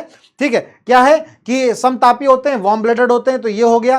पैर कितने होते हैं? तो दो जोड़ी, मतलब चार पैर हो गए। आगे के जो दो पैर हैं वो पंखों में कन्वर्ट हो जाएंगे, पंखों में बदल जाएंगे। बाकी इनका परों से ढका होता है, पक्षी हैं पंख पाए जाते हैं, बड़ी यही इनकी विशेषता है। तो इनका शरीर जो है किससे ढका होता है? पंखों से, परों से इनका शरीर ढका होता है। हृदय की बात करेंगे तो जो इनका हृदय है वो चार कक्षी होता है। चार कक्षी में दो अलिंद और दो निलय पाए जाएंगे। फेफड़े पाए जाते हैं, कोई दिक्कत नहीं है, सारे के सारे पक्षियों को इसमें रखा गया है। तो बहुत ही आसान सा टॉपिक है, आसानी से आप लोग उसको कर लेंगे। इसके बाद हम लोग पढ़ते हैं महत्वपूर्ण टॉपिक, क्या है? स्तनधारी। सबसे ज्यादा महत्वपूर्ण है, हालांकि सारे ही महत्वपूर्ण हैं, लेकिन स्तनधारी क्यों ज्यादा महत्वपूर्ण है? क्योंकि इसमें बहुत सारे जीव जंतु आते हैं। ठीक है ना, इसमें बहुत सारे जीव जंतु आते हैं। और कौन से जीव जंतु होते हैं? दूसरी बात कि अभी तक हम लोगों ने चार वर्ग पढ़े। मत्स्य पढ़ लिया, मछली वर्ग पढ़ लिया, ठीक। इसके बाद हम लोगों ने उभयचर पढ़ लिया, सरीसृप वर्ग पढ़ लिया, पक्षी वर्ग पढ़ लिया। चारों की खास बात क्या थी कि चारों क्या देते हैं? अंडे देते हैं। वो अलग बात है, किसी के अंडे का कवच थोड़ा कमजोर होता है। सरीसृप वर्ग के जो अंडे होते हैं उनका जो कवच होता है वो थोड़ा कठोर होता है। पक्षी वर्ग का भी जो कवच है वो काफी ज्यादा क्या होता है? कठोर होता है। लेकिन जब हम स्तनधारी की बात करेंगे तो यहां पर अंडे की चर्चा नहीं होगी। क्यों? क्योंकि यहां पर जो स्तनधारी के अंतर्गत जो जीव जंतु आते हैं वो वो क्या पैदा करते हैं? वो बच्चे देते हैं, वो अंडे नहीं देते हैं। किसको देते हैं? बच्चे देते हैं। तो यहां पर आप देख रहे हो कितने विभिन्न विभिन्न तरह के यहां पर आपको क्या दिखाई दे रहे हैं? जीव जंतु दिखाई दे रहे हैं। ठीक है ना, चाहे वो घोड़ा हो, फिर वो ब्लू व्हेल मछली हो, ठीक है, शेर हो, चीता हो, जो भी हो, मतलब ये जितने भी जीव जंतु हैं ये सब के सब आपको पता है क्या देते हैं? बच्चे देते हैं। ब्लू व्हेल मछली भी स्तनधारी में, क्योंकि बच्चे देती है। चमगादड़ को भी स्तनधारी में रखा जाता है, कंगारू को भी स्तनधारी में रखा जाता है। ये कुछ महत्वपूर्ण पॉइंट है जिनको आपको जानना चाहिए। ठीक है, तो कंगारू एक हो गया जो कि क्या देता है? बच्चे देता है। और चमगादड़ भी क्या करता है? बच्चे देता है। ठीक है, और स्तनधारी की खास बात क्या होती है कि जो स्तनधारी होते हैं वो जब बच्चे पैदा हो जाते हैं तो अपने बच्चों को स्तनपान कराते हैं, मतलब कि दूध पिलाते हैं। ठीक है ना, जबकि बाकी के चारों वर्ग में ऐसी कोई खासियत, ऐसा कोई विशिष्ट लक्षण नहीं था, लेकिन स्तनधारी में क्या है? ये एक विशिष्ट लक्षण के रूप में यहां पर है। देखते हैं पहला पॉइंट इसका क्या कह रहा है। क्या होते हैं बेटा? ये भी समतापी प्राणी है। अभी हमने आपको समतापी के बारे में बताया है ना। समतापी का मतलब क्या हो जाएगा? Warm blooded animals. क्या हो जाएगा? Warm blooded animals. ठीक है, मतलब कि ये जो जीव जंतु हैं, चाहे पक्षी वर्ग हो चाहे स्तनधारी हो, इनका जो शरीर का जो तापमान है वो वातावरण के तापमान से क्या करता है? एडजस्ट करता है ना। वातावरण के तापमान से अपने आप को एडजस्ट करता है। कम है, ज्यादा हो रहा है, उसको क्या करेगा? एडजस्ट करता रहेगा। ठीक है, और इनका जो हृदय है वो कैसा होता है भाई साहब? चार कक्षी होता है। ये भी महत्वपूर्ण पॉइंट है। अब चार कक्षी में तो आपको पता चल ही गया है कि चार कक्षी में क्या आ जाएगा। तो 4 कच्छी में 2 क्या हो जाएंगे, अलिंद हो जाएंगे। आई होप कि आपको अब तक ये याद हो गया होगा कि 4 कच्छी में 2 अलिंद और 2 निलय होते हैं। हालांकि जहाँ द्विकच्छी होगा, जहाँ 3 कच्छी होगा, वहाँ भी अलिंद और निलय ही होंगे, है ना। ऐसा नहीं कि वहाँ पे कोई और होंगे, बस संख्या कम और ज़्यादा हो जाएगी। जहाँ 2 कच्छी हृदय होगा वहाँ पर 1 अलिंद 1 निलय, जहाँ पर त्रिकच्छी हृदय होगा 2 अलिंद 1 निलय, जहाँ 4 कच्छी हृदय होगा तो 2 अलिंद और 2 निलय की चर्चा वहाँ पर हो जाएगी, ठीक है। और सबसे महत्वपूर्ण पॉइंट क्या है कि इस वर्ग के जो जंतु होते हैं वो क्या करते हैं, शिशुओं को जन्म देते हैं। क्या करते हैं, शिशुओं को, मतलब बच्चों को जन्म देते हैं। कुछ ऐसे भी होते हैं जो अंडे भी देते हैं, तो ये भी आपको याद रखना है कि कुछ जंतु क्या करते हैं, अंडे भी देते हैं। ऐसे कौन से जंतु हैं जो अंडे देते हैं, तो इनको याद रखना यहां पर महत्वपूर्ण है, जैसे कि एकिडना हो गया, ठीक है ना। ऐसे जंतुओं को याद रखना महत्वपूर्ण है जो जंतु क्या करते हैं, अंडे देते हैं, जैसे कि एकिडना हो गया, प्लेटिपस, क्या हो गया, एकिडना और प्लेटिपस, ये क्या करते हैं, ये जंतु अंडे देते हैं। और इनको छोड़ करके बाकी जितने भी जंतु, जीव जंतु स्तनधारी वर्ग में आते हैं, वो सब क्या करते हैं, शिशुओं को जन्म देते हैं। और क्योंकि ये शिशुओं को जन्म दे रहे हैं, इसलिए इस वर्ग के सभी जंतुओं में नवजात का मतलब जो छोटे नन्हे मुन्ने जो शिशु होते हैं, उन शिशुओं के पोषण के लिए क्या पाई जाती है, दुग्ध ग्रंथियां पाई जाती हैं। हमने आपको बताया था कि ये जो दुग्ध ग्रंथियां क्या करेंगी, ये दूध का स्त्रावण करती हैं, दुग्ध का स्त्रावण करती हैं, जिसको स्तन भी कहते हैं। और इसी दुग्ध ग्रंथियों की वजह से, स्तन के पाए जाने की वजह से ही इसके अंतर्गत पाए जाने वाले जीव जंतुओं को किस में रखा गया, स्तनपाई या स्तनधारी में रखा गया। स्तन का पाया जाना या स्तन को धारण करने वाले जीव जंतु स्तनधारी होते हैं। जो स्तन को धारण करते हैं या जिसमें स्तन पाए जाते हैं उसको स्तनपाई या मैमल्स कहते हैं। तो किस आधार पर किया गया, सिर्फ इसी आधार पर किया गया क्योंकि ऐसे जीव जंतुओं में क्या पाई जाती हैं, दुग्ध ग्रंथियां पाई जाती हैं। और ये जो दुग्ध ग्रंथियां हैं ये अपने नवजात बच्चों को, मतलब जो शिशु है जिनको जन्म दे रहे हैं, जो छोटे छोटे प्यारे प्यारे नन्हे मुन्ने जो बच्चे होते हैं, उनको क्या करते हैं, उनको पोषण प्रदान करते हैं। उनको भूख लगी होती है तो वो क्या देते हैं, उनको दूध देते हैं। इसी को बोलते हैं पेरेंटल केयर, अपने बच्चों की केयर करना, ठीक है ना। इसके पहले आप लोगों ने मत्स्य वर्ग देखा, मछली वर्ग, उभयचर देखा, सरीसृप देखा, पक्षी वर्ग देखा। ये जो इसके अंतर्गत जितने वाले भी जीव जंतु होते हैं ये अपने बच्चों की केयर नहीं कर पाते हैं, ठीक है ना, उतनी ज्यादा केयर नहीं कर पाते हैं। सांप लोग तो फिर भी केयर करते हैं, सरीसृप वो थोड़ी बहुत केयर करते हैं, लेकिन अब परमानेंट केयर नहीं कर पाएंगे। पक्षी वर्ग अंडे देने के बाद अपने अंडे पे बैठा रहता है पक्षी, लेकिन कब तक बैठा रहेगा, आखिर उसको कहीं ना कहीं उन बच्चों के लिए या अपने लिए जब उसको भूख लगी होगी तो भोजन के लिए कहीं ना कहीं जाना पड़ेगा। और वहां पर फिर कोई देख रेख करने वाला, उन अंडों को कोई देखने वाला वहां पर नहीं है। ऐसे ही सांप जब कभी बाहर जाएगा या फिर कोई ऐसा उससे बड़ा जीव जंतु आ गया, बड़े सांप आ गए, तो वो अपने से जो छोटे सांप होते हैं या जो छोटी स्पीसीज के जो अंडे होते हैं उसको क्या करते हैं, खा जाते हैं। तो वहां पर पेरेंटल केयर नहीं है। पेरेंटल का मतलब माता पिता की केयर नहीं है। मछली वर्ग में नहीं है, उभयचर में नहीं है, सरीसृप में भी नहीं है, उतनी ज्यादा नहीं है, थोड़ी बहुत कर पाते हैं लेकिन फिर भी नहीं कर पाते हैं।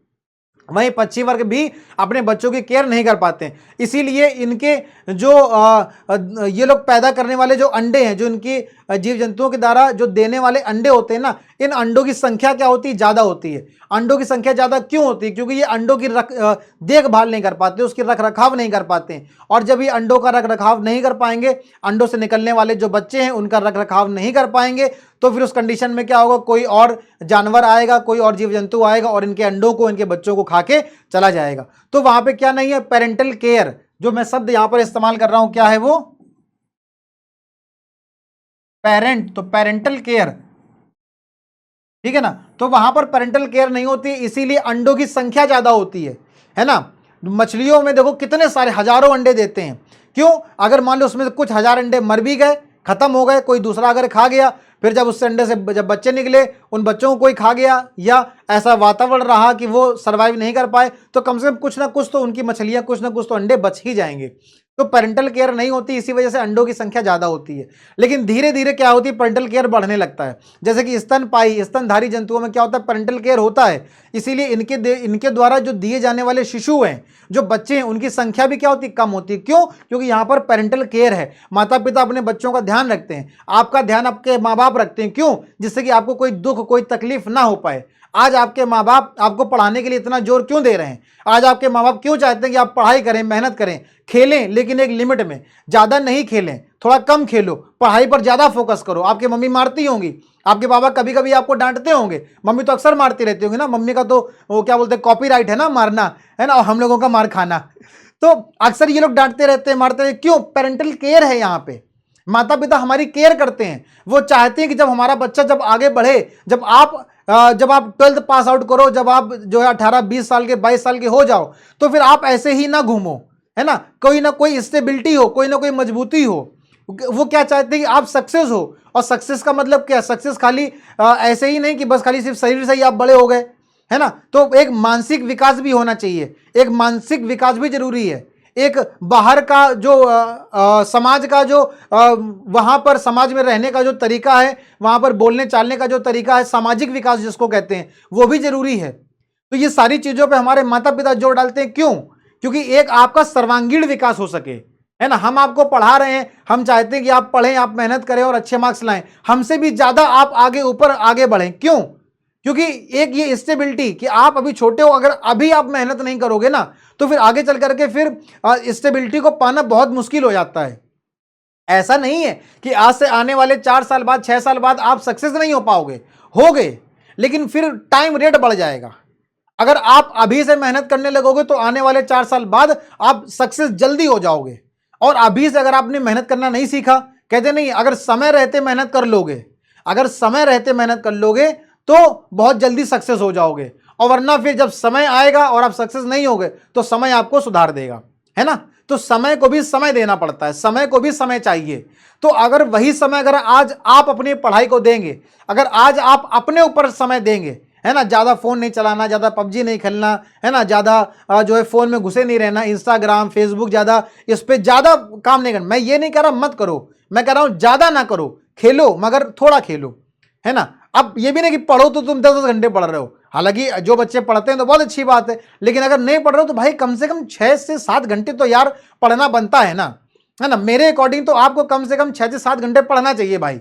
अगर इतना अगर आप पढ़ रहे हो तो पर्याप्त है, फिर कोई टेंशन लेने वाली बात नहीं है। आगे आने वाले 4 साल बाद फिर आपकी जो पढ़ने की जो कैपेबिलिटी है ना, जो कैपेसिटी है, जो कैपेबिलिटी है, वो धीरे धीरे बढ़ेगी। लेकिन अगर आज आप घंटे 2 घंटे पढ़ोगे तो फिर सोचने वाली बात है, फिर चिंताजनक है। इसीलिए आपके माँ बाप भी आपके ऊपर फोकस करते हैं, बेटा पढ़ाई पे ध्यान दो।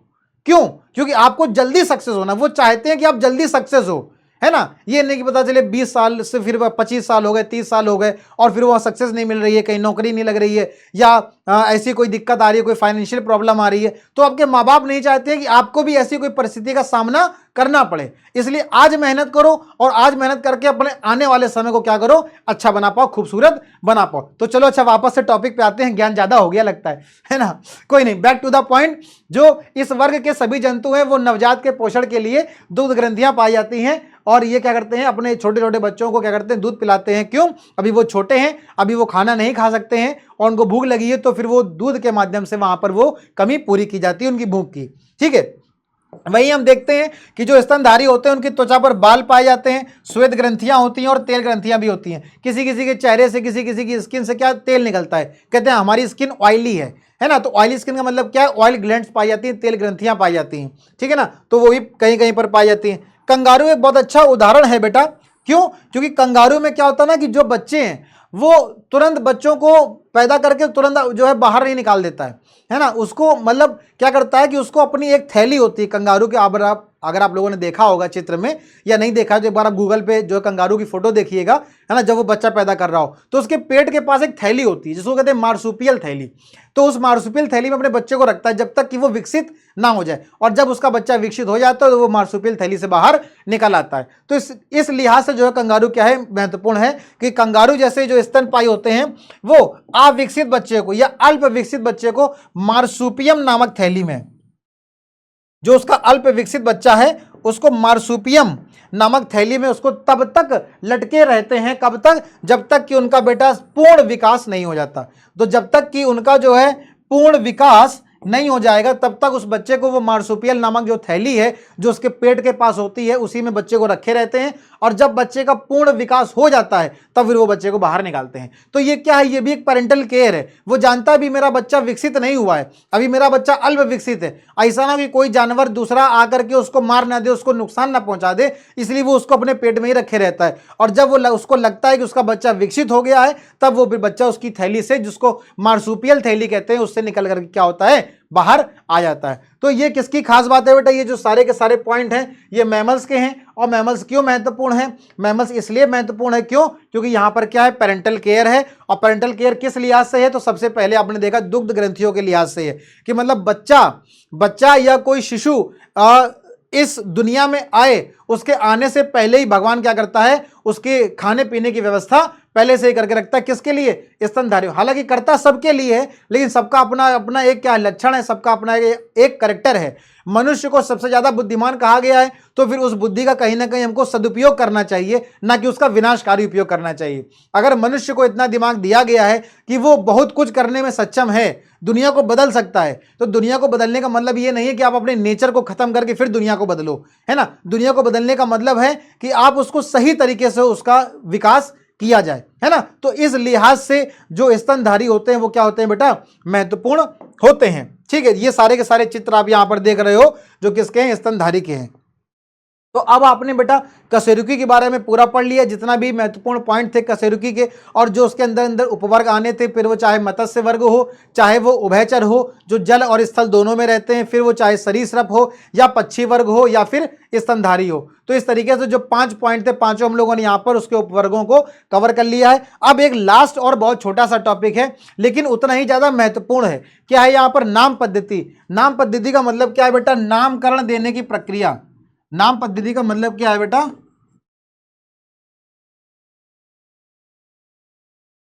नामकरण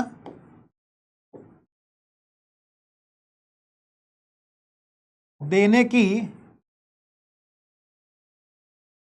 प्रक्रिया। और ये जो नामकरण जो देने की प्रक्रिया है, इसी को क्या बोलते हैं? नाम पद्धति बोलते हैं। क्या बोलते हैं इसको? नाम पद्धति। मतलब किसी भी ऑर्गेनिज्म को, किसी भी जीव जंतु को ये जो नामकरण उसका जो किया जा रहा है, नाम देने की जो प्रक्रिया है, उसको नाम पद्धति बोलते हैं। और इसका सबसे पहले विकास किसने किया? कैरोलस लीनियस ने। आप देख रहे हैं यहाँ एक आपको महान वैज्ञानिक का चित्र यहाँ पर दिख रहा है। इस महान वैज्ञानिक का नाम है कैरोलस लीनियस, जिनका जन्म 1707 में हुआ था और जिनकी मृत्यु 1778 में 1778 में हुई थी। ठीक है, तो ये इनका जन्म और मृत्यु काल यहां पर दिया हुआ है। नाम इस महान वैज्ञानिक का कैरोलस लीनियस है, और ये वही महान वैज्ञानिक हैं जिन्होंने जीव जंतुओं को, पेड़ पौधों को, दुनिया में जो कुछ भी आपको दिख रहा है सबको क्या किया? नामकरण देने की प्रक्रिया की शुरुआत की। अब आप सोच रहे हो कि सर इसमें कौन सी एक बड़ी बात है कि नामकरण देने की शुरुआत करी, तो क्या ये कोई बहुत बड़ी बात है? ये बहुत बड़ी बात इसलिए है क्योंकि आपको पता है जो हमारा जो भारत देश है ये क्या है? ये इसमें यहाँ पर बहुत ही भिन्न भिन्न राज्यों का, या फिर बहुत सारे राज्यों का, भिन्न भिन्न लैंग्वेज का, है ना, बहुत सारी लैंग्वेज का क्या है? एक देश है। बहुत सारे कल्चरल का एक ये देश है जहाँ पर बहुत सारे कल्चर हैं। कोई एक ही कल्चर नहीं है, बहुत सारे कल्चर हैं, बहुत सारे धर्म के लोग यहाँ पर रहते हैं। ठीक है, चाहे हिंदू हो, चाहे मुसलमान हो, चाहे सिख हो, चाहे ईसाई हो, चाहे जैन हो। तो भारत जो है ये एक इसकी बहुत ही खूबसूरत यहाँ पर संरचना है कि भिन्न प्रकार के अलग अलग तरह के जाति संप्रदाय के लोग भारत में रह रहे हैं। अलग अलग तरह के बोली भाषा के लोग, अलग अलग तरह के कल्चर संस्कृति के लोग कहाँ रहते हैं? भारत देश में रहते हैं। और हम अगर भारत देश में रह रहे हैं तो ये हमारा एक बहुत ही क्या है? सौभाग्य है कि हम ऐसे देश में रहते हैं जहाँ पर बहुत ही तरह के अलग अलग कल्चर पाए जाते हैं। अभी आप उत्तर प्रदेश में रह रहे हो तो यहाँ का कल्चर अलग है। अभी आप चले जाओ जम्मू कश्मीर में, या अगर आप चले जाओ आसाम में, चले जाओ मणिपुर, चले जाओ मेघालय, चले जाओ, वहाँ के अलग अलग कल्चर हैं। आप साउथ में चले जाओ, केरल चले जाओ, पश्चिम बंगाल चले जाओ, आप तमिलनाडु चले जाओ, कर्नाटक चले जाओ, यहाँ का अलग कल्चर है। महाराष्ट्र, मुंबई में कुछ अलग कल्चर है, समझे। असम का कोई अलग कल्चर है, गुजरात में कोई अलग कल्चर है, वहाँ की बोली भाषा अलग है। हर एक एक जगह की अपनी अपनी अलग अलग बोली भाषा है। तो इस कंडीशन में क्या हुआ कि इस कंडीशन में यह सोचा गया कि जब भारत देश में इतनी विभिन्नता है, इतनी विभिन्नताओं का ये जो क्षेत्र है, जो देश है, ये इतनी विभिन्नताओं का देश, यहाँ पर किसी एक चीज को किसी एक नाम से कैसे जाना जा सकता है? हमारे यहाँ जो मटर है उसको हम मटर कह रहे हैं, क्या पता केरल में उसको क्या कहते हैं, मुंबई में क्या कहते हैं, आसाम में क्या कहते हैं, गुजरात में क्या कहते हैं, क्योंकि हर एक अलग अलग जगह की अलग अलग बोली भाषा है। तो इस अलग अलग बोली भाषा की वजह से किसी एक जंतु को, किसी एक पेड़ पौधे को, किसी एक वनस्पति, किसी एक स्पीसीज का नाम अलग अलग है। लेकिन अगर कोई व्यक्ति उत्तर प्रदेश से अगर मणिपुर जाता है तो वहां पर अगर उसको मटर चाहिए तो उसको अगर वो मटर बोलेगा तो वहां के लोग नहीं पहचान पाएंगे कि हम मटर मांग रहे हैं। हो सकता है वो लोग उसको किसी और नाम से बुलाते हों, है ना। अगर आप लोग यहाँ से जो है अगर केरल जाते हैं फिर कहते हैं हमको आलू चाहिए, तो वहां की बोली भाषा अलग है, वहां पे आलू को पता ही नहीं क्या कहते होंगे। है चीज वही है लेकिन नाम अलग है। जैसे कि आपका नाम घर में मम्मी आपको प्यार से टिंकू बुलाती हैं, लेकिन आपका घर का नाम, आपका स्कूल का नाम आशीष है। तो अगर स्कूल का टीचर अगर आपको आएगा ढूंढने, है ना, और मोहल्ले में पूछेगा आपसे कि ये बताओ जरा टिंकू आशीष कहाँ रहता है, तो हो सकता है कोई ना बता पाए।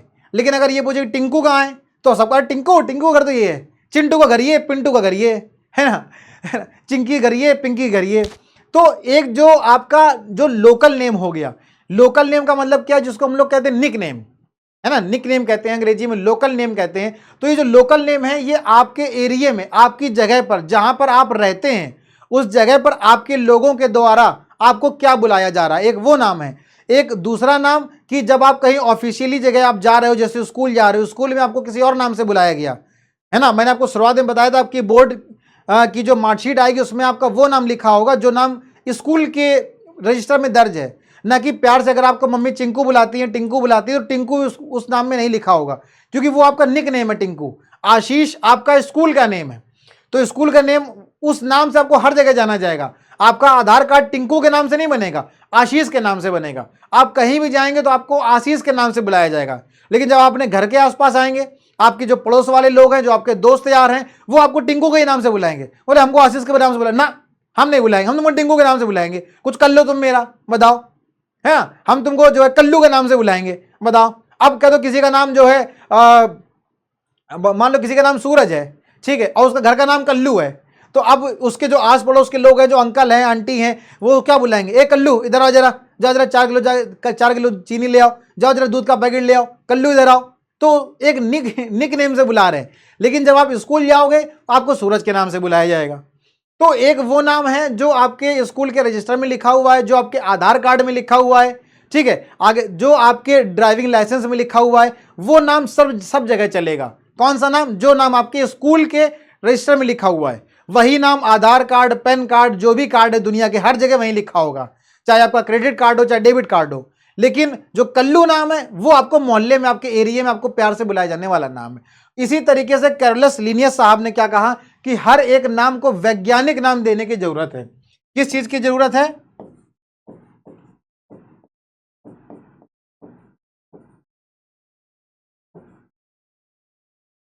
वैज्ञानिक नाम देने की जरूरत है।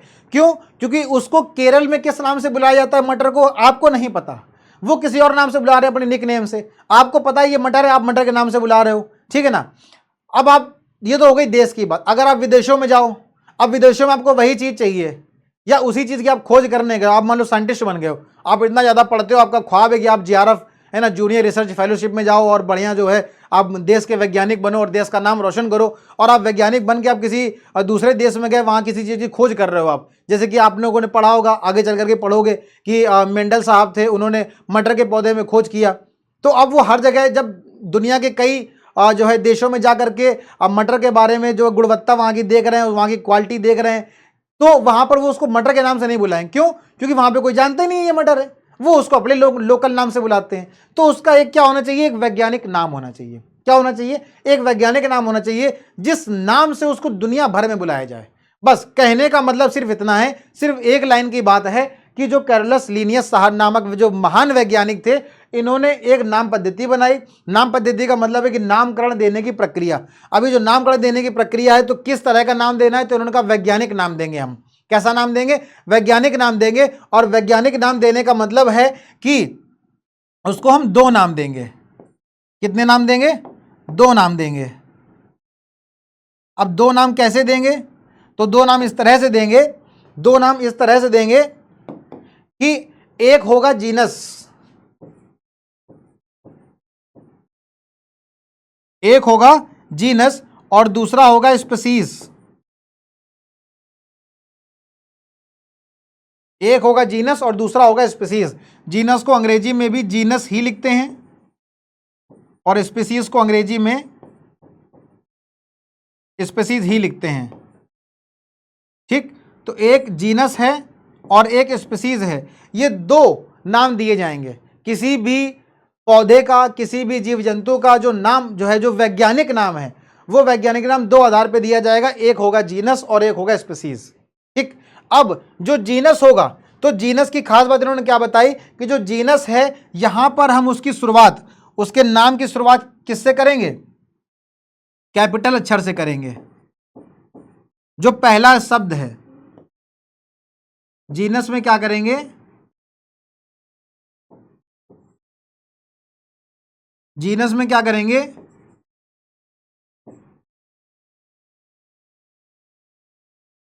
किसी भी जीव जंतु का ये या पेड़ पौधे का जो जीनस का जो नाम होगा, जो जीनस में जो भी हम लोग नाम रखेंगे, उस नाम का जो पहला शब्द होगा वो कैपिटल अक्षर में होगा। कैपिटल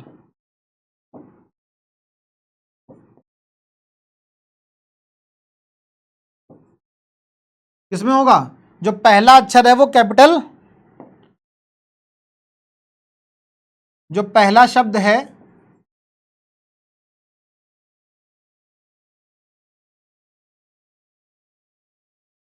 जो पहला शब्द है वो किसमें होगा? कैपिटल अक्षर में होगा। जबकि स्पीसीज में, स्पीसीज में सारे ही अक्षर कैसे होंगे? स्मॉल लेटर के होंगे। सारे अक्षर, इसको हम स्मॉल ऐसे लिख देते, ठीक है, स्मॉल लेटर के होंगे। स्पीसीज में जो भी हम लोग नाम देंगे वहां पर सारे अक्षर कैसे होंगे? स्मॉल लेटर के होंगे। चाहे अब जीनस में पहला शब्द कैसा होगा? जो पहला शब्द है वो कैपिटल अक्षर का होगा। मतलब जैसे इसका बहुत आसानी से आपको मतलब बताते हैं, जैसे मेरा नाम है मोहित यादव, तो मेरा नाम क्या, जैसे मान लो मोहित यादव मेरा नाम है,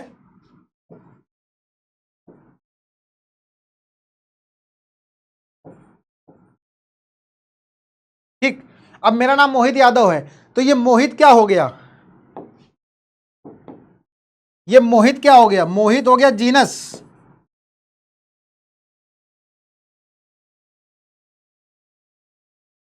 और ये यादव क्या हो गया? ये हो गया स्पीसीज। ये शब्द क्या हो गया? स्पीसीज हो गया।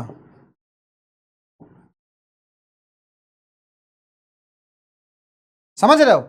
एक बहुत ही मतलब आसानी से आपको याद करने का तरीका हमने बताया कि जैसे मान लो मेरा नाम मोहित यादव है, ठीक है, तो यहां पर दो शब्द हो गए, एक मोहित और एक यादव। तो मोहित क्या हो गया? ये जीनस हो गया, ठीक, और यादव क्या हो गया? स्पीसीज हो गया। अब हमने आपको क्या बताया था कि जीनस का जो पहला शब्द है वो कैपिटल अक्षर होगा। तो देखो हमने जो मोहित लिखा है, इस मोहित में जो एम है वो उसका जो लेटर, पहला लेटर कैसा? कैपिटल है। और स्पीसीज में हमने आपको बताया कि सारे अक्षर किसके होंगे? स्मॉल लेटर के होंगे। मतलब यादव में जो हमने वाई लिखा है वो कैपिटल नहीं होना चाहिए, है ना। इसके अकॉर्डिंग, कैरोलस लीनियस के अकॉर्डिंग ये वाई कैपिटल लेटर नहीं होना चाहिए। कैसा होना चाहिए? स्मॉल होना चाहिए। मतलब ऐसे, समझ रहे हो आप? तो आप ऐसे नहीं लिखोगे,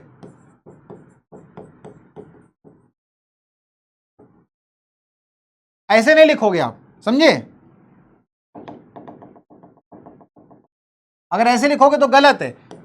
तो एम इस कैपिटल होना चाहिए, ठीक है, और ये स्पीसीज का जो वाई है ये भी, ये बड़ा नहीं होगा। अगर बड़ा हो गया तो ये गलत है फिर। तो कैसा होना चाहिए? स्मॉल होना चाहिए। कैसा होना चाहिए? स्मॉल होना चाहिए। जैसे कि आगे हम आपको बताते हैं, जैसे कि हम मान लेते हैं मटर, जैसे हम आपको मटर का उदाहरण दे रहे हैं, तो मटर के जैसे मान लो,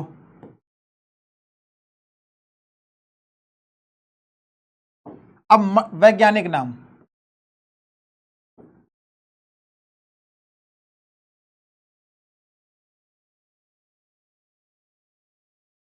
ठीक है, तो अब मटर का वैज्ञानिक नाम क्या हो गया? मटर का नाम हो गया पाइसम सटाइवम।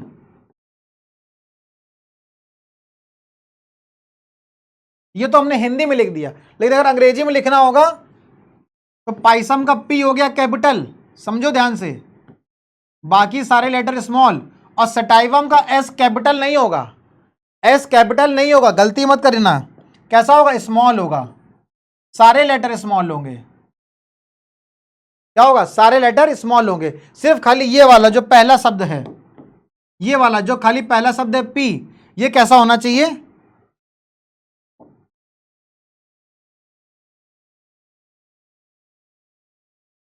ये कैपिटल में होना चाहिए, इसीलिए इसको हम यहां पर लिख देंगे अलग कलर से, ठीक है ना? ठीक,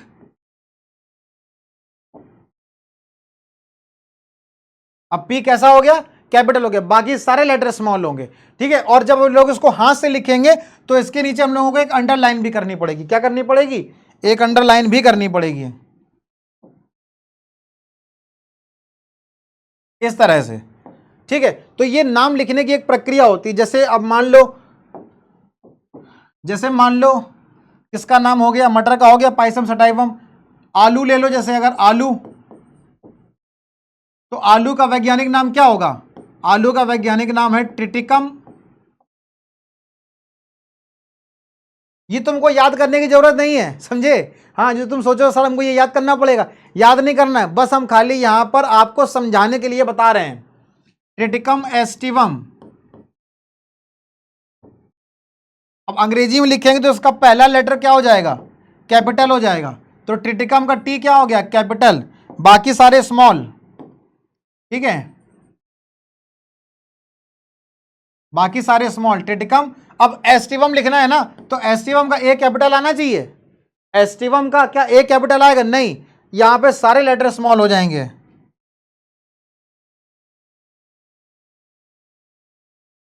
ट्रिटिकम एस्टिवम, और नीचे क्या होनी चाहिए? लाइन,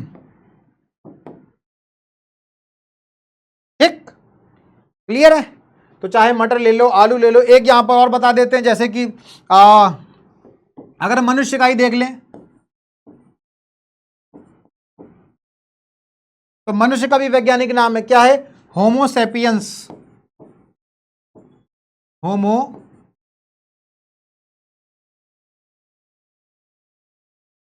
सेपियंस, हालांकि एक बार और सेपियंस आता है, लेकिन सिर्फ 2 ही बार लिख रहे हैं जिससे आप कंफ्यूज ना हो। अब अगर अंग्रेजी में लिखोगे, तो होमो का एच क्या होगा? कैपिटल लेटर, ठीक, बाकी सारे स्मॉल, होमो। और जब ये सेपियंस लिखोगे तो एस कैसा आना चाहिए? कैपिटल, नहीं, कैपिटल आएगा तो गलत, स्मॉल होगा। होमो सेपियंस, ठीक है। एक बार और सेपियंस आता है, लेकिन आप कंफ्यूज ना, इसलिए हम एक ही बार लिख रहे हैं, ठीक।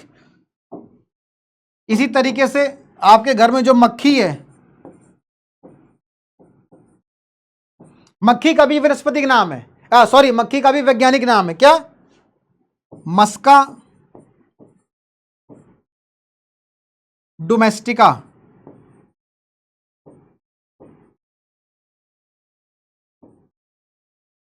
मतलब ये हम आपको इसलिए बता रहे हैं कि हर एक, चाहे वो जीव जंतु हो और चाहे वो पेड़ पौधे हो, कोई खाने पीने की चीज हो, सबका क्या है? वैज्ञानिक नाम है, सबका क्या है? वैज्ञानिक नाम है। अब मस्का डोमेस्टिका को जब अंग्रेजी में लिखोगे तो इसका जो एम होगा वो किस लेटर में होगा? कैपिटल, अब बाकी सारे स्मॉल, मस्का। अब डोमेस्टिका का डी भी क्या होगा? स्मॉल आएगा, मस्का डोमेस्टिका। तो कहने का मतलब क्या है? कहने का मतलब ये है कि ये जो कोई भी, चाहे मटर हो, आलू हो, मनुष्य हो, मक्खी हो। अब मेढक है, तो मेढक का क्या होता है? राना टिगरीना। जैसे मेढक है,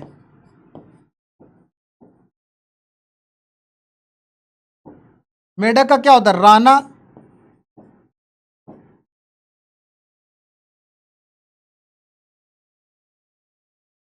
टिगरीना। तो राना का आर हो गया कैपिटल, और टिगरीना में टी हो गया स्मॉल।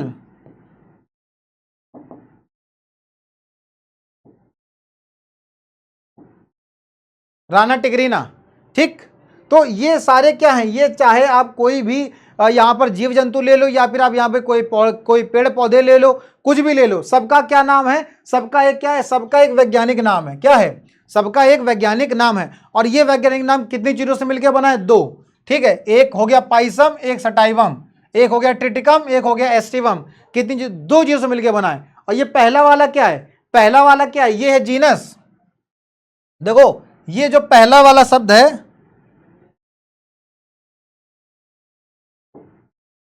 ये जो पहला वाला है ये क्या है, ये है जीनस। जबकि ये दूसरा वाला क्या है, ये है स्पीसीज।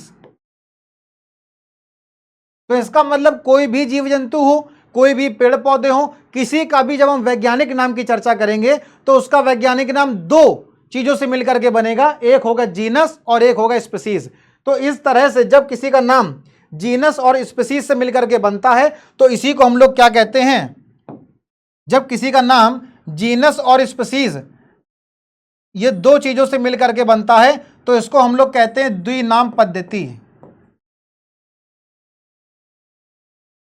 क्या कहते हैं, द्विनाम पद्धति। अंग्रेजी में कहते हैं बाइनोमियल नोमेनक्लेचर, बाइनोमियल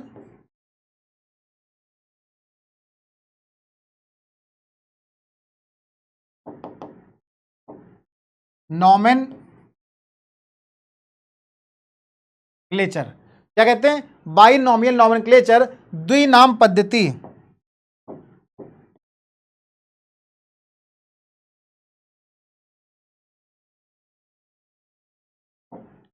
क्या कहते हैं, द्विनाम पद्धति कहते हैं। द्विनाम पद्धति का मतलब क्या है, किसी भी जीव जंतु का, पेड़ पौधे का जो वैज्ञानिक नाम है वो दो नाम से मिलकर के बना हो, जिसमें पहला नाम क्या हो जीनस और दूसरा नाम क्या हो स्पीसीज। हमेशा याद रखेंगे कि जो जीनस है उसका जो पहला शब्द है वो कैपिटल लेटर का होगा, जबकि स्पीसीज जो दूसरा वाला है उसके सारे अक्षर कैसे होंगे, स्मॉल लेटर के होंगे। ठीक है ना, जैसे कि मेरा नाम मोहित यादव, तो मोहित क्या हो गया जीनस और यादव क्या हो गया स्पीसीज। तो मोहित का जो एम है, जो मोहित का ये जो एम तुमको दिख रहा है, ये एम कैसा होगा, ये एम कैपिटल लेटर का होगा। एम कैसा होगा, एम कैपिटल लेटर का होगा। लेकिन बाकी जितने शब्द यहां पर वो क्या होंगे, स्मॉल लेटर के होंगे, छोटे अक्षरों के होंगे। ठीक है ना, तो इस तरीके से ये नाम पद्धति है जो कि क्या है, नाम देने की प्रक्रिया है। और नाम देने की जो प्रक्रिया होती है उसको क्या बोलते हैं, वैज्ञानिक नाम बोलते हैं। और वैज्ञानिक नाम जो है वो दो तरीके से दिए जाते हैं, एक जीनस और एक स्पीसीज। तो जीनस और स्पीसीज ये दो नाम देने की प्रक्रिया होती है, किसी भी जीव जंतु की हो, किसी भी पेड़ पौधे की हो, सबको कितने नाम देने होते हैं, दो। चाहे मटर का होगा तो एस्टिवम, पाइसम, सटाइवम। और मनुष्य का जो होगा, मनुष्य में हम हैं, आप हैं, कोई भी हो, होमो सेपियंस सेपियंस। ठीक है, और आलू है टिटिकम एस्टिवम, मेढक है राना टिग्रीना, सांप नाजा नाजा, आलू टिटिकम एस्टिवम। तो ये जितने भी है, मक्खी मस्का डोमेस्टिका, सबको कितने नाम देने हैं, दो। तो दो नाम देने में एक क्या होगा जीनस, दूसरा क्या होगा स्पीसीज। तो इस तरह की प्रक्रिया को क्या बोलते हैं, द्विनाम पद्धति बोलते हैं अंग्रेजी में, जिसको हम लोग बाइनोमियल नोमेनक्लेचर कहते हैं। क्लियर है आप लोगों को इतना यहां पर, ठीक है। चलो अब एक बात आप याद रखेंगे, अगर पेड़ पौधों को दे रहे हैं तो उसको वनस्पतिक नाम बोलेंगे, ठीक है, बॉटेनिकल नेम। और अगर जंतुओं को दे रहे हैं तो क्या बोलेंगे, जूलॉजिकल नेम बोलेंगे। ठीक है, तो ये यहां से आपको ये चीजें सारी क्लियर हो रही होंगी। अब देखो वही चीज यहां पर लिखी हुई है कि ये जो नाम देने की जो पद्धति है सबसे पहले किसने स्टार्ट करी थी, जो हमारे महान वैज्ञानिक हैं जिनका नाम क्या है, कैरोलस लीनियस है।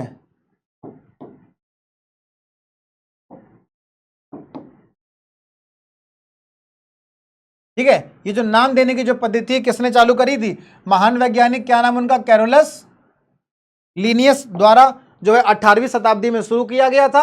और ये जो वैज्ञानिक नाम पद्धति जो प्रणाली है वो जीवों की एक दूसरे में पाई जाने वाली समानता और असमानता पर निर्भर करती है। नाम पद्धति जो है वो जीनस तथा स्पीसीज का ध्यान रखा जाता है। यही बात हम आपको बता रहे थे अभी कि जो नाम पद्धति है उसमें जीनस और स्पीसीज का ध्यान रखा जाता है। जीनस और स्पीसीज के आधार पर ही दो नाम दिए जाते हैं। नाम पद्धति के लिए दुनिया भर में, नाम पद्धति के लिए दुनिया भर में कुछ विशेष बातों पर विचार किया जाता है। जैसे कि पहली बात क्या है कि जो जीनस है, जीनस का नाम अंग्रेजी के बड़े अक्षर से शुरू होता है। अंग्रेजी के बड़े अक्षर से शुरू होता है। बड़े अक्षर का मतलब क्या हो गया? कैपिटल लेटर से। खाली पहला शब्द, सिर्फ पहला शब्द क्या होगा? कैपिटल लेटर का होगा। जैसा भी हमने आपको लिख के दिखाया था कि मोहित में जो मोहित का एम नाम है वो क्या होगा? कैपिटल लेटर का होगा। अगर आप मटर का बात करते हैं तो मटर में पाइसम पहला शब्द है और पाइसम का जो पहला लेटर है पी वो कैपिटल होना चाहिए, बाकी सारे स्मॉल होने चाहिए। ठीक, उसी प्रकार से अगर आप प्रजाति की बात करोगे, स्पीसीज की बात करोगे, तो उसका जो नाम है वो छोटे अक्षर से शुरू होना चाहिए और सारे ही नाम कैसे होने चाहिए? छोटे अक्षर वाले होने चाहिए। वहीं ये जो छपे हुए नाम है वो वैज्ञानिक दृष्टि से इटैलिक होने चाहिए। अब आप लोगों ने देखा होगा कि जब आप लोग अपने मोबाइल फोन में टाइपिंग करते हो, व्हाट्सअप मैसेज किसी को करते हो या कुछ भी लिखते हो, तो एक तो होता है वो आप इस तरीके से लिखोगे, जैसे मान लो किसी का नाम सूरज है तो एक तो आप ऐसे लिखोगे, लेकिन दूसरा इसको थोड़ा सा टेढ़ा कर दो। टेढ़ा मतलब ऐसे। तो ये जो हल्का सा जो आपने तिरछापन ले आए नाम में, है ना, नाम में जो हल्का सा जैसे तिरछापन ला रहे हो,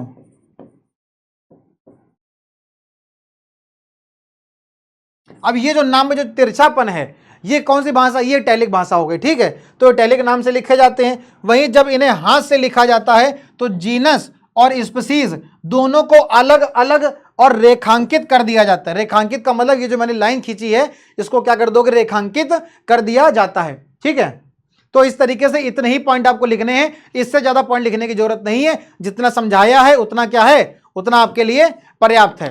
ठीक है ना, इससे ज्यादा लिखने की जरूरत नहीं है। तो अगर हम बात करेंगे क्वेश्चन की, जो आज के महत्वपूर्ण क्वेश्चन है,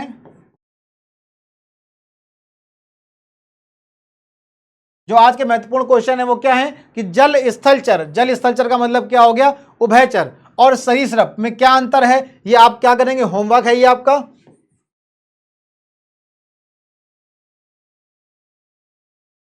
ठीक है, दूसरा क्वेश्चन क्या है? पक्षी वर्ग और स्तनपायी वर्ग के जंतुओं में क्या अंतर है? तो हमने आपको पहले ही बताया था, हमने आपको पहले ही बताया था कि ये जो आप आज पढ़ रहे हैं, ये जितना भी आप कुछ आज पढ़ रहे हैं, ये सारा ही क्या है? ये सारा ही अंतर के आधार पर हम लोग पढ़ेंगे, दोनों में डिफरेंस करके पढ़ेंगे कि सरीसृप और उभयचर में क्या अंतर है, पक्षी वर्ग और मत्स्य वर्ग में क्या अंतर है, स्तनधारी और उभयचर में क्या अंतर है। इस तरीके से अंतर करके पढ़ेंगे। जो आज आपका होमवर्क है आप उसको करेंगे और आज ये आपका चैप्टर खत्म होता है।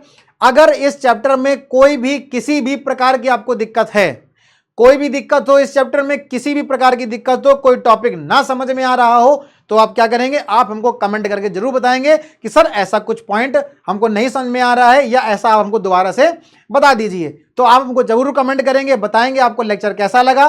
ठीक है, और ये लेक्चर आपका खत्म हो गया। अब हम लोग मिलेंगे आगे आने वाले नेक्स्ट लेक्चर में, और जो नया लेक्चर होगा वो एक नए चैप्टर के साथ हम लोग शुरुआत करेंगे। एक नया चैप्टर, नई एनर्जी, नया जोश। ठीक है, थैंक यू मेरे प्यारे प्यारे बच्चों, धन्यवाद सभी को। Bye bye to everyone.